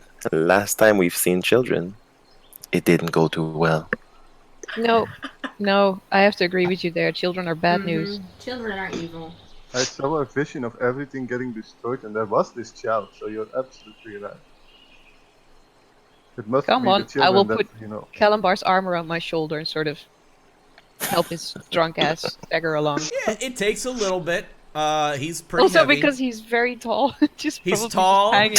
He's just all over. a little bit heavy because of like all his gear and like Gear all and that stuff. So yeah, he's almost dead weight because help out. he's not really giving a I'll shit. I can do it. I've got it. I'll I help. can do this. No, Yep. I You- can. I'm You like, both, you kind of sappy, Oh, you you struggle to stink. like get him up. What did Yeah, you I do? know. I'm already a waste of space. Oh. What have Get you away been from doing? me! Get away from me! Leave me alone with my shame. You won't smell remember. you smell her and she's just as bad. She had the nervous sweats. Anyways, you all pick Kalimbar up. Kalimbar, you're kind of just a limp log, and I'm you, leaning in too being, heavily. Yeah. and you're kind of as you're being pulled away, you look back at the table and you like reach over and you grab like one of the roots that was still not eaten. And grab one of those roots. Bax, going back over to you. You got something. Yeah, I was just supposed to put down my bag and then go find the others. I'm really sorry. I think I might have to go find them before they get into trouble. No, it's my fault. I'm so sorry for keeping you. You're free to leave whenever you'd like. The door, I have a lot of locks. I'm sorry, but yeah, you can totally leave. I'm not here to keep you. You can go like anytime you want. No, it's very nice to talk to you. I just think I need to go tell the others where to find this place. Do you need? We have chaka roots that you could. Would you like some chaka? We have. Would you like some food to take with you, like out, so that you can eat on the way out, or? I'm sorry. I'm talking too much. I'm talking too much. I'll come back. Just give me half an hour, and I'll try and find the others. No, of course. You go. I'll take your bags. I'll take it to your room. Thank you. I'll hand over my bag. Yep. And he grabs them, and without saying another word, he heads upstairs to the top portion of the house, and you just hear some shuffling around. Okay, I'll leave the house and see if I can find the others. You head back down towards the square, and you can see that people are starting to clear out of the streets, and people kind of like walk by you, and as they walk by you, they place their hand on you, just kind of touch you for a second. You see some people like bow towards you as you pass by. And coming, I'm still very uncomfortable with that. Yep, and coming up the street towards you You see Safi kind of like hunched over carrying Kalimbar. You see Cecilia kind of like hover handing Kalimbar, trying not to just touch him, but still like making sure that he's okay and standing up. Velisra walking about that's the 10 best. feet in front of them. Hi guys. Hello. Hey. Hey! I'll be Oh, like, should I take him? Yeah. if you could maybe, yeah. Is that I'll- okay, Cal? I'll put him in the fireman's carry. I've somehow managed to get a root back into my mouth, and it's just Fireman's carry. Oh. No, you've had enough. I'm taking Oh. my teeth in, like. He's like a rabid dog now. No, he just has it, and he's just like "Arr, arr," as you try to pull it away. no, Aelin and Katie. As What? he just leans over your shoulder. What? Aiden, what now? And he Where's spits Aelin the and root out. Katie? Right. Okay. Let's get you guys back to the house. And then I'll go look for Aelin and Katie. I'll go with you. I'll It's unsafe. show them the house. I can actually ask people if they've seen. That would be nice. That's true. That is wiser. I'll so- stay here then. I As don't you brag, as- but I kind of do. I'll describe to Velisra where the house is. okay. Very well. Thank So you. Velisra is heading back, and you guys are all looking for Aelin and Katie. No, I'm gonna No. go to the house as well. Velisra is looking for Aelin and Katie, and everybody else is going to the house because I have. Oh, is that what it is? I would stay and help, but I have Kalimbar, and I think he needs Yeah, to go to okay. bed. So Velisra and who is going to find? Okay, so Velisra, Safi going to look. Okay, going back over to Katie and Aelin. What is the scene? What's going on? Sorry. It's been about so it's been about 2 hours since the kiss. Whoa! I think they're sitting and talking, Yeah. just looking at the moon and stuff. So as you're sitting and talking, after about an hour of kind of like looking around and searching and asking people, where they may or may not be, you finally find two very scared children behind like their mother standing at the doorway, and they point you in the direction of Aelin and Katie up by the shore, and Katie and Aelin, Captain has come back, and he is just finishing off his bananas. Did he bring bananas for Katie? Yeah, he has like a bushel of bananas just like in his foot, like hanging Nice. Then off of his we foot. would both be having a banana probably. All right. You guys approach, and they're all eating bananas. You see a large pile of about 15 or 20 bananas. I'm sitting just like next to Captain. translating between Captain and Aelin so that they can have a conversation. Hey guys. Oh, hello. Hi. Pax asked us to come get you guys because she found the place we were going to stay for the night. Someone's in the greeting. mic again. Yep.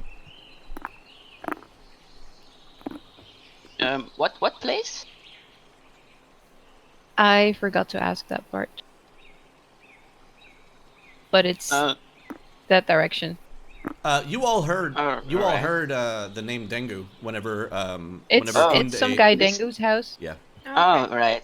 Well, the night is still pretty nice. So, I don't know, I think we'll stay here a little bit longer, no? You have Velisra with you, and she knows where the house is. Yes. Okay, we can just tell you where it is and you can come when you're ready. Yeah, perfect. Thank you. And sort of squint at them. You see Captain look at you. He like steps in front of Katie and Aelin. Captain like does like just steps in front of you, and he gives you like a side glance. Is he saying anything? No, he just gives her a side glance because he Okay. sees her giving them a side glance. Do they look bubbly at all? Do they what? Look Do they bubbly look like they're at all? doing stuff? Oh, bubbly. Do they Yeah. look? Do they look happy? Like, I would say they look yeah, happy. yeah. Sure. Why not? Well, also like Okay. she also has like dried tears all over like on her cheeks. Yeah, you would. And, You, like, you could see puffy that eyes. she has puffy eyes. Yeah, you would see that she has puffy eyes. Are you okay? Okay. I don't even need to. I'll ask look at if you're okay. Aelin and at Katie. Back at Aelin. Seems like you lifted your curse. We'll see you at the No. house. I mean, Well, there's still the rest of the coven to take care of, right? yes. Aelin knows what I mean. Not talking about hags for once. I squint at Velistra now. What's going on here? You will know soon enough. Should we just... Are you okay? Yes, they need time alone, I believe. Let's go back. Okay, sure. I will Be safe tell them now. where they need to go. Okay. You guys know the location of the house. Yep. That is not a tavern or inn.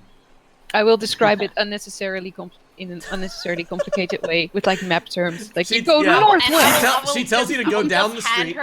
I'll just hand her a piece of paper. Okay. But like as soon like after a minute of her describing, I'm just like, Just write it down.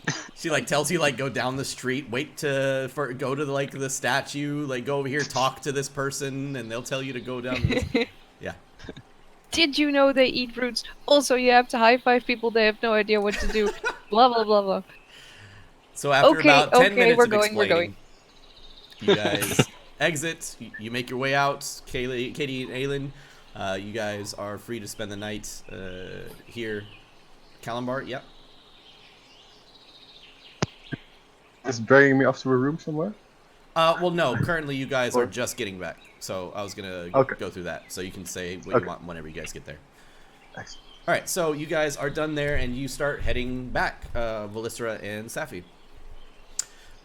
Cecilia, Bax, and Kalimbar. Kalimbar, Bax kind of takes the door and opens the door and walks through it, and Kalimbar, you kind of hit your head on the doorway, and you kind of move, and you kind of make your way in, and you start heading up, and you see, you do see Dengu currently like sweeping the floors furiously as he's just like trying to. It looks like he's trying to clean up, and he goes, "Bax, is he okay?"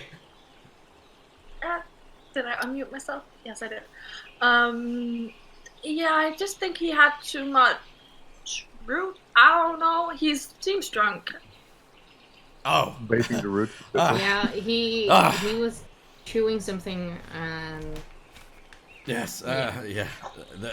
That root will really mess you up if you have too much. Well, Yeah. thank Kodal, he's okay. If you want to bring him up to your room, it's prepared for him if you'd like. Yes, if you can show me the way, that would be nice. Of course. Oh my gosh. Cecilia and Bax and Kalimbar. I can't even. I'm sorry. Yes, it's just this way. Just this way. Bax, where are we? At Dengu's house. Okay. That's it. You take him up there, and you go up and you open one of the rooms that he leads you to, and you go in, and it looks like that of a room for like maybe a small child, like a young teenage child. That of it's kind of like not in disarray of sorts, but it's not meant for an adult, and it's not meant for a like super small child or something like that. And who is he planning to fit in this room? So you kind of place him down on the bed, and Kalimbar, your ankles hang over the end of the bed. But it's cozy. Bax, This is a mental image I will forever cherish. Yes. this is a nice bed. But Bax, you know you are like a benign titan. I do not think the words are so hard to say thank you or to say I am grateful. Well, But- those words are very good.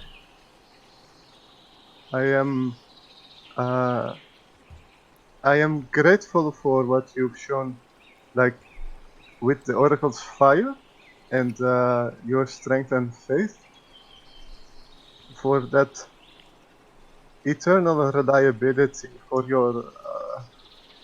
your fury as well. You can move the heavens when you try that, you know. I try. Wow, I am- he's really drunk. Wow. This is, Cece at the door with her leg up on the door frame. Thank you both for being with us, right where we need you. As you count your gold, Cece. I look at CC. I'll put it in, like, I have like 6 hidden pockets everywhere, so I'm like Yeah. trying to manage all the. Yeah.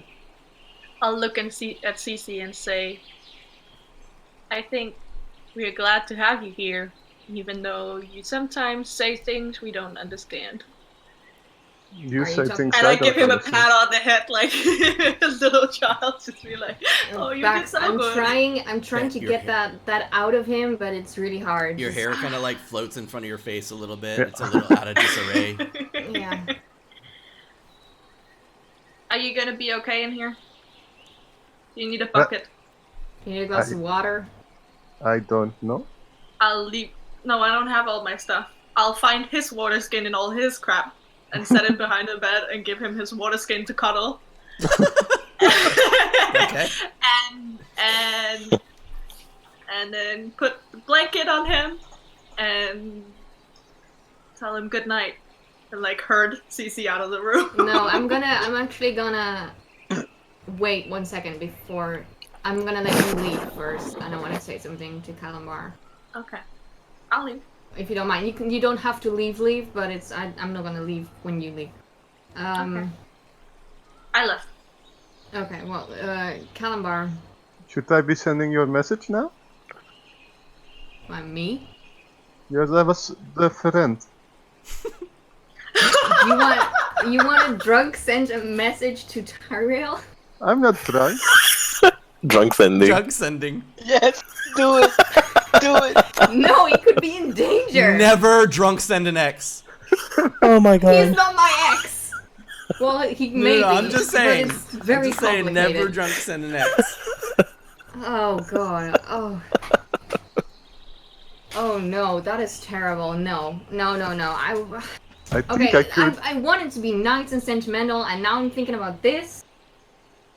I am sorry. Okay. Gosh, you're so easy now. What is this? I am sorry. Eku vanished. I know you like her. Liked her. And I think it sucks too. It does.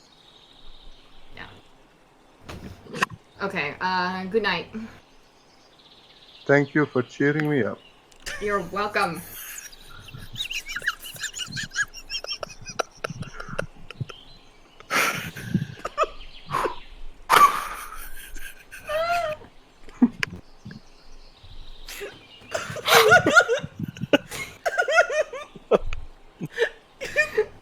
I am sweating. Calambar, take a token of inspiration for that one. Oh wow. Okay, Calambar, you're welcome. You get a token of inspiration. Okay. Congrats. You make your way back downstairs, Bax, and you see Dengu has prepared a bit of food, for everybody to eat for the night.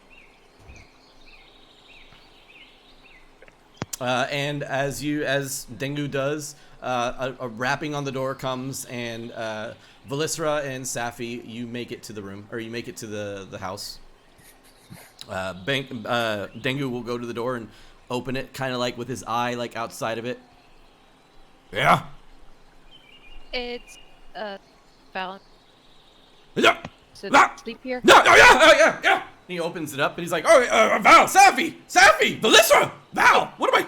I'm sorry, Dengu? Velisra, Dengu. Yes, I'm Dengu. Yes. Okay. Hi. Hello.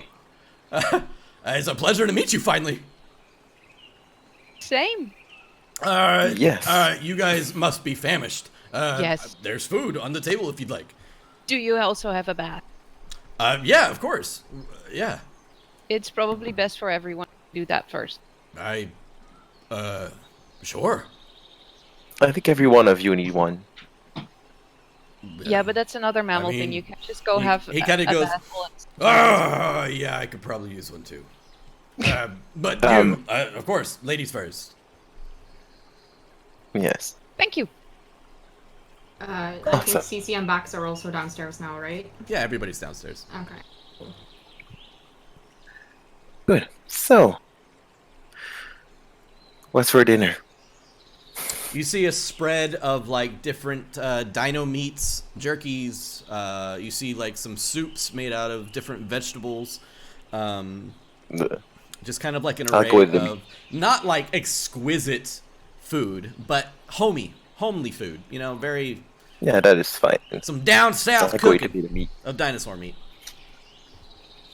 So, I guess you understood what they were up to, Safi. You're not... Right? What? You. Aelin and Hmm? Katie. They were talking. You do understand what's happening, right? Wait, what? Crying? Am I hearing this conversation? Oh! Are they okay? Oh? Is everything okay? Is it, Yes, Oh. they're okay, right? they are. Yeah, they are okay. Why are you Why would they grinning not like be that, okay? Safi? What's going on? I will lend into Bax's ear and whisper, coitus.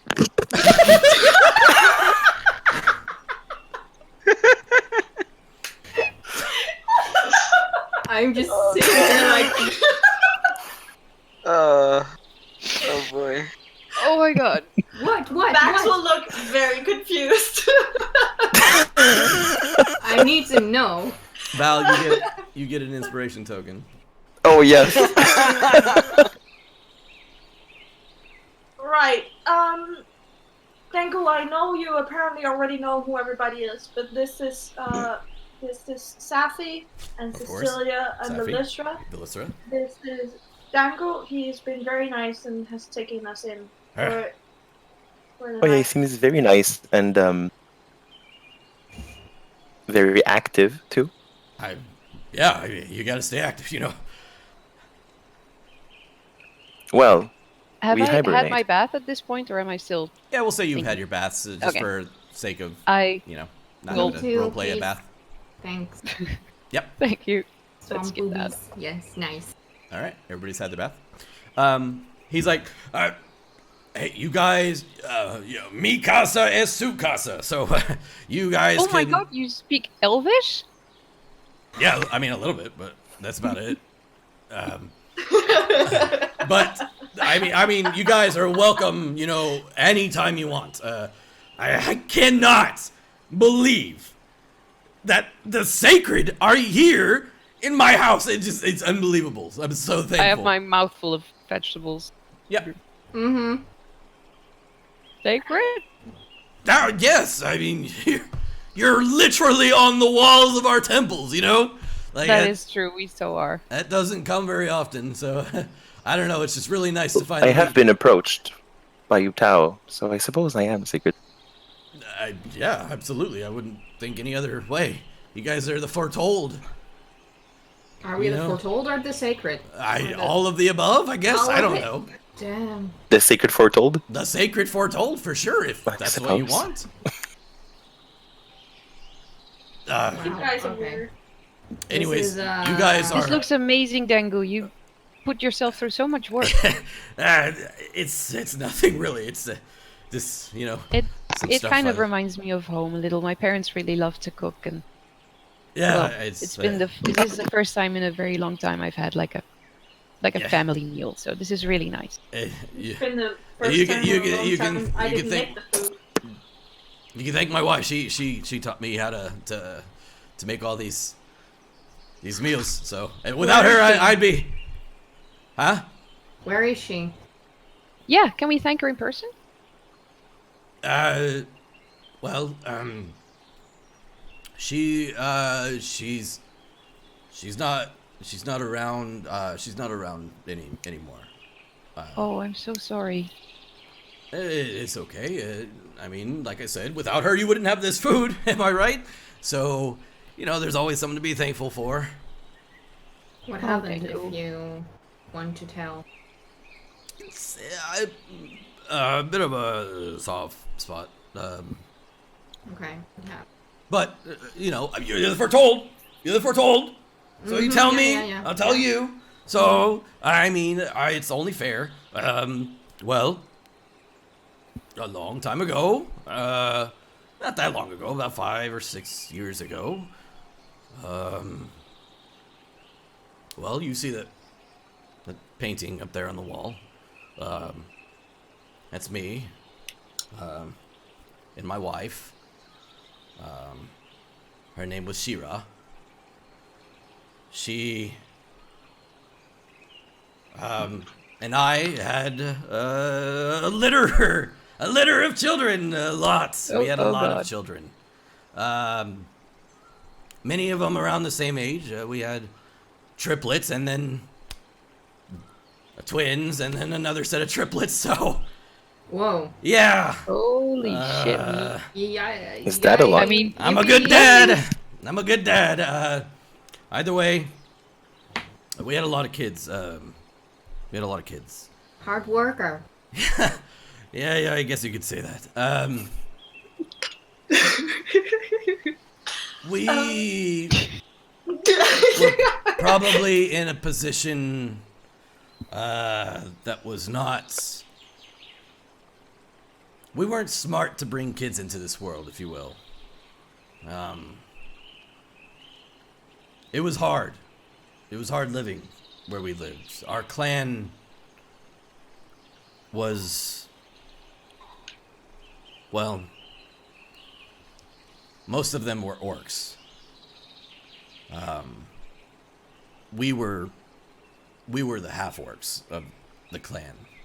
We kind of got pushed to the side, if you will. We were lower than those of the clan, not even necessarily considered parts of their clan. We were in servitude, if you will. Well, one day there was an attack on the city. I'll put my hand on his shoulder. Thank you. There was an attack on our village, and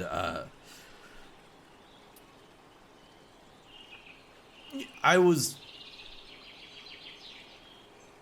a coward. I was a coward.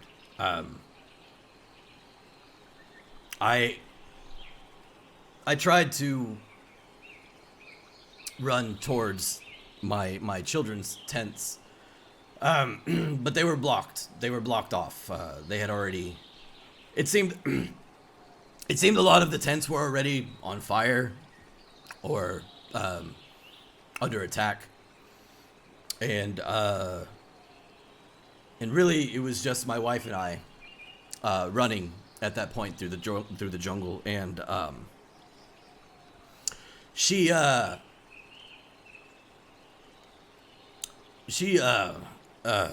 got hit by an arrow, and she fell.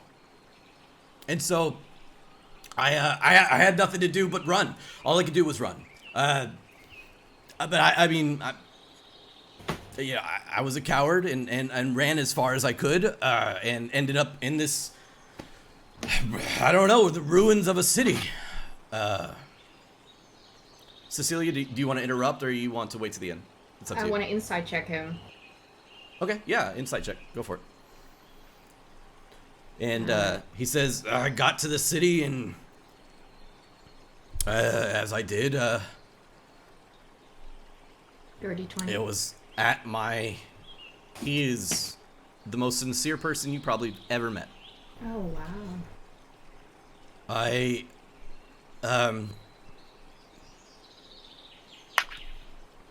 lost my will. I didn't want to run anymore. And so I said, whatever. I didn't attempt to make camp for the night. I didn't do anything.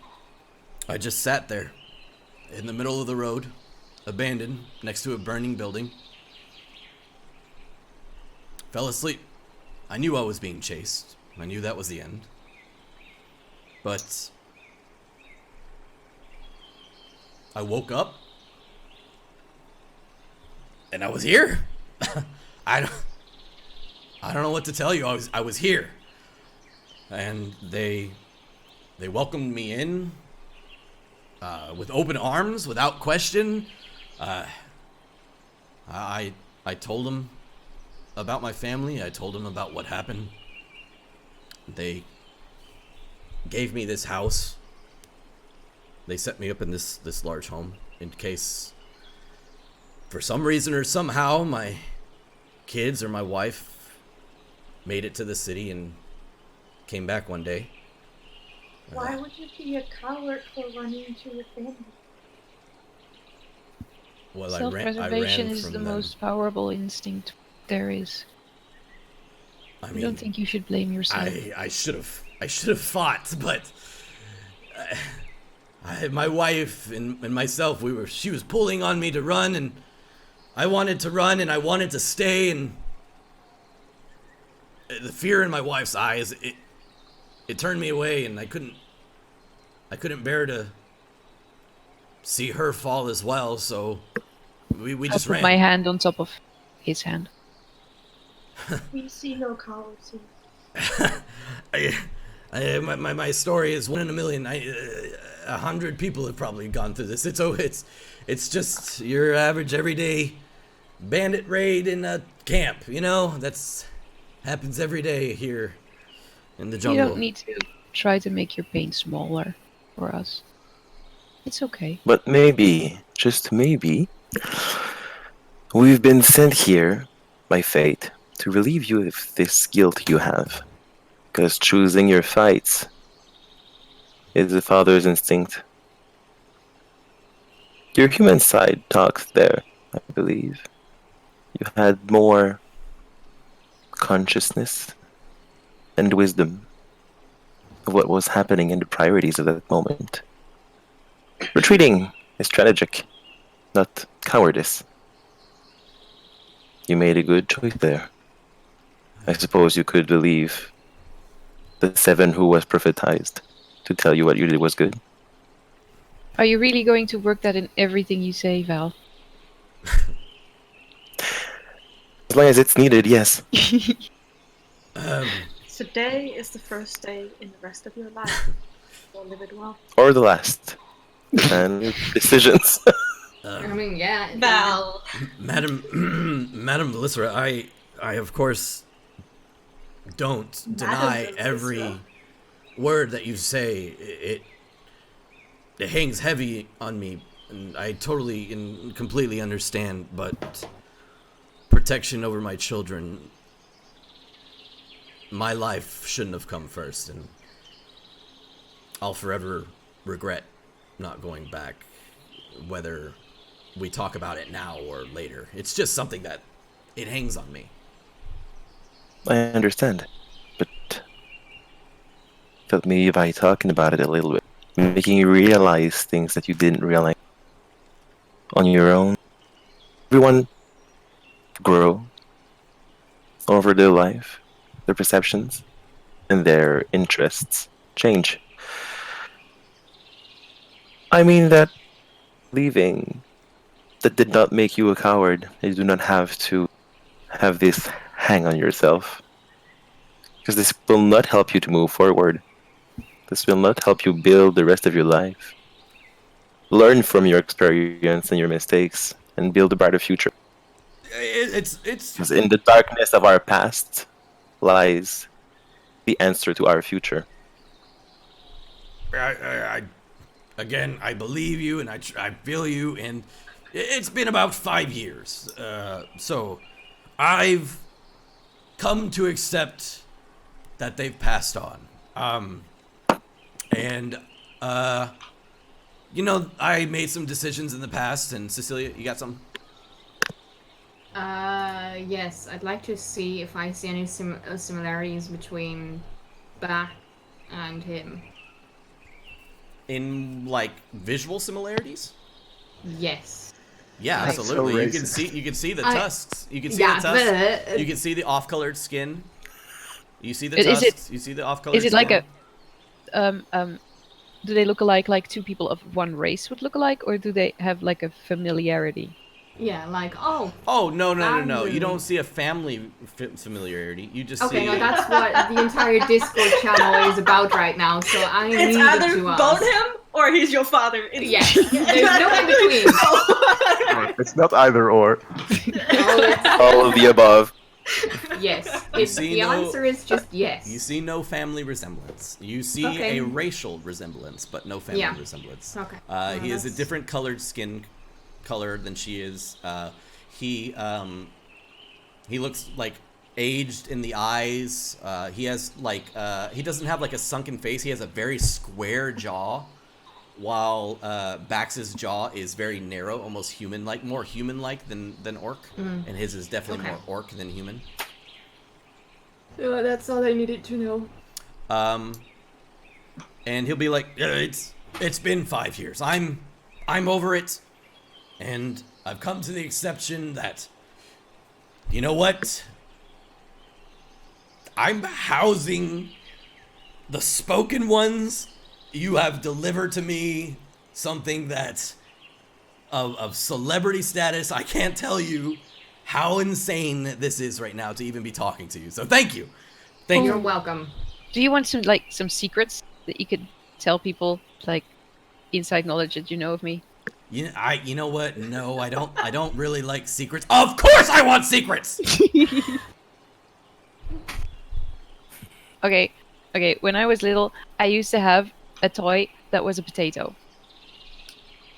You see him like, okay, all right, all right, and we'll say for the sake of the game, you guys talk for quite a bit. Aelin and Katie, what are you guys doing for the night? Are you guys sleeping out under the stars, or are you gonna make your way back?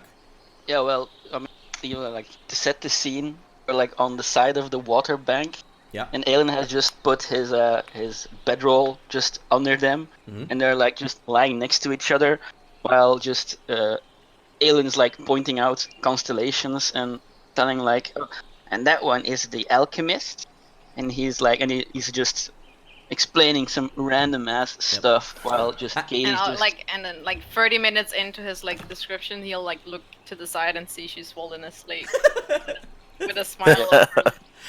Yeah, exactly. Cuddled up next to you. And then he'll just put his arm around her and just, they'll just stay there. Okay. And like as you're pointing out the constellations, I imagine like you actually drawing them in the sky with like magic. Exactly. With like illusion, just let the lines just stay there. Yep. All right, and you guys can pass out under the stars. Kalimbar. We just spoke about not doing a drunken sending, but I really want to do one. Okay. Because it's an idea that Kalimbar had stuck in his mind for a while now. Okay. So, and he's just like one of his thoughts that's stuck in his head before he drifts off to sleep for once. It just kind of escapes him, and he is going to send a message to Syndra Sylvain, Our Lady. Yeah. And he'll say, Syndra, Yep. yes. Lady Sylvain, are you awake? The curse springs from Olmu, between the peaks of flame and the valley of Vastana. I hope you return.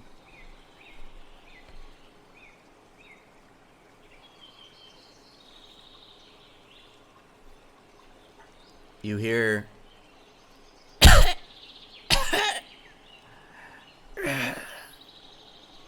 Kalimbar. Have you found what is behind the death curse? Please tell me you are close.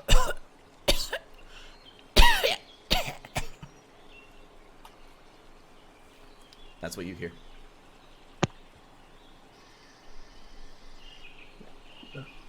We are a few days north of the city. It is caused by the Yonti and Rasmus Sea. Stay safe.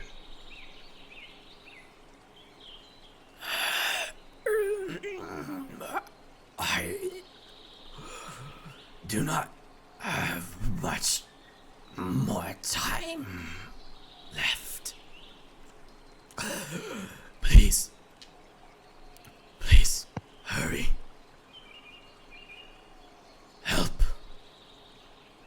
Help us all.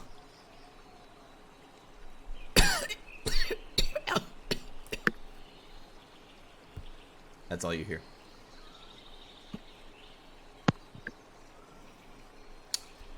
As everybody goes to sleep for the night, I assume everybody goes to sleep for the night. Last thing I want to get through. Safi. After you fall asleep, everybody else falls asleep in their own respective rooms. Bax, he leads you to hit the master bedroom. And he says, you can sleep here if you want. I'll sleep downstairs. It's fine. But please, you can take this bed. It's the only one that I know that can fit someone of our stature. So, if the couch is large enough, that's fine. And I no. Believe me, please, as a gift, please, just for me, stay here, enjoy yourself, relax. You deserve it. You've traveled a long way. I will gladly sleep downstairs. Well, thank you. Of course. All right, your bags and goods are right there, if you'd like. Can I have been a far witness of that thing? Sure, we'll say that your door was creaked open and you hear them saying this. Okay, good. I'll go down and meet with it. Okay, as Bax, you're kind of like digging through your stuff. You see that Dangu is like showing you the lock system of the door. There's like 60 locks on the door. He's showing you like this one goes like this and like this one comes over. And then Velisra, you walk over. Oh, as he is talking with... Which one? Not sure. He's talking with Bax right now. He's just showing her the, Oh, the way okay. the room works. Alright, so I'll go down. What's going on here? He's showing me all the locks. Yeah, the locks on the door. There's a lot of them. I just wanted to make sure she knows. Oh, how to I use it. understand. She wanted to- But are you sure she's going to feel safe enough? And I'll cast suggestion on that guy. No, Val, you can't. What are you suggesting? Oh, that she shouldn't be left alone in her room. That she would feel safer with someone like him. That's a 13 save. Does that save? Okay, that doesn't work. No, don't save. It does save or does not save? It does not save. Okay. Yeah. I mean, you're right. Like, you can't just leave people alone. Yeah. No, exactly. You can go ahead. I'll take care of the locks. Are you gonna stay with her? And No, you will stay with her. I will take care Okay. of the locks and the safety of the house. yeah, of course. What Have a Yes. good time. happened? Oh, don't worry about it. I won't Bax, say it this time. let's you can sleep there, and I'll pull up my my bedroll and I'll sleep over here, and just in case, you know, I don't want to be too careful, and just make sure nothing happens for the night. You know what I'm saying? Right. I think that's a splendid idea. Okay. Worst roommate. I don't know what to do. No, it's fine. All right, you can lay down there. I'll turn around. You can dress however you want. And I will just get my bed ready here. Okay. I'll take off the armor at least. Yep. And he's like, and he kind of turns around. And get to bed and be really weird. But What did you do, Val? Stop. Wouldn't Oh, I'm just looking the door. Good night. wouldn't Bax be able to see that she cast a spell? Kind of depends on how they were standing. She was digging through her bag, and he was kind of like standing out the door, talking to him as he's locking the door.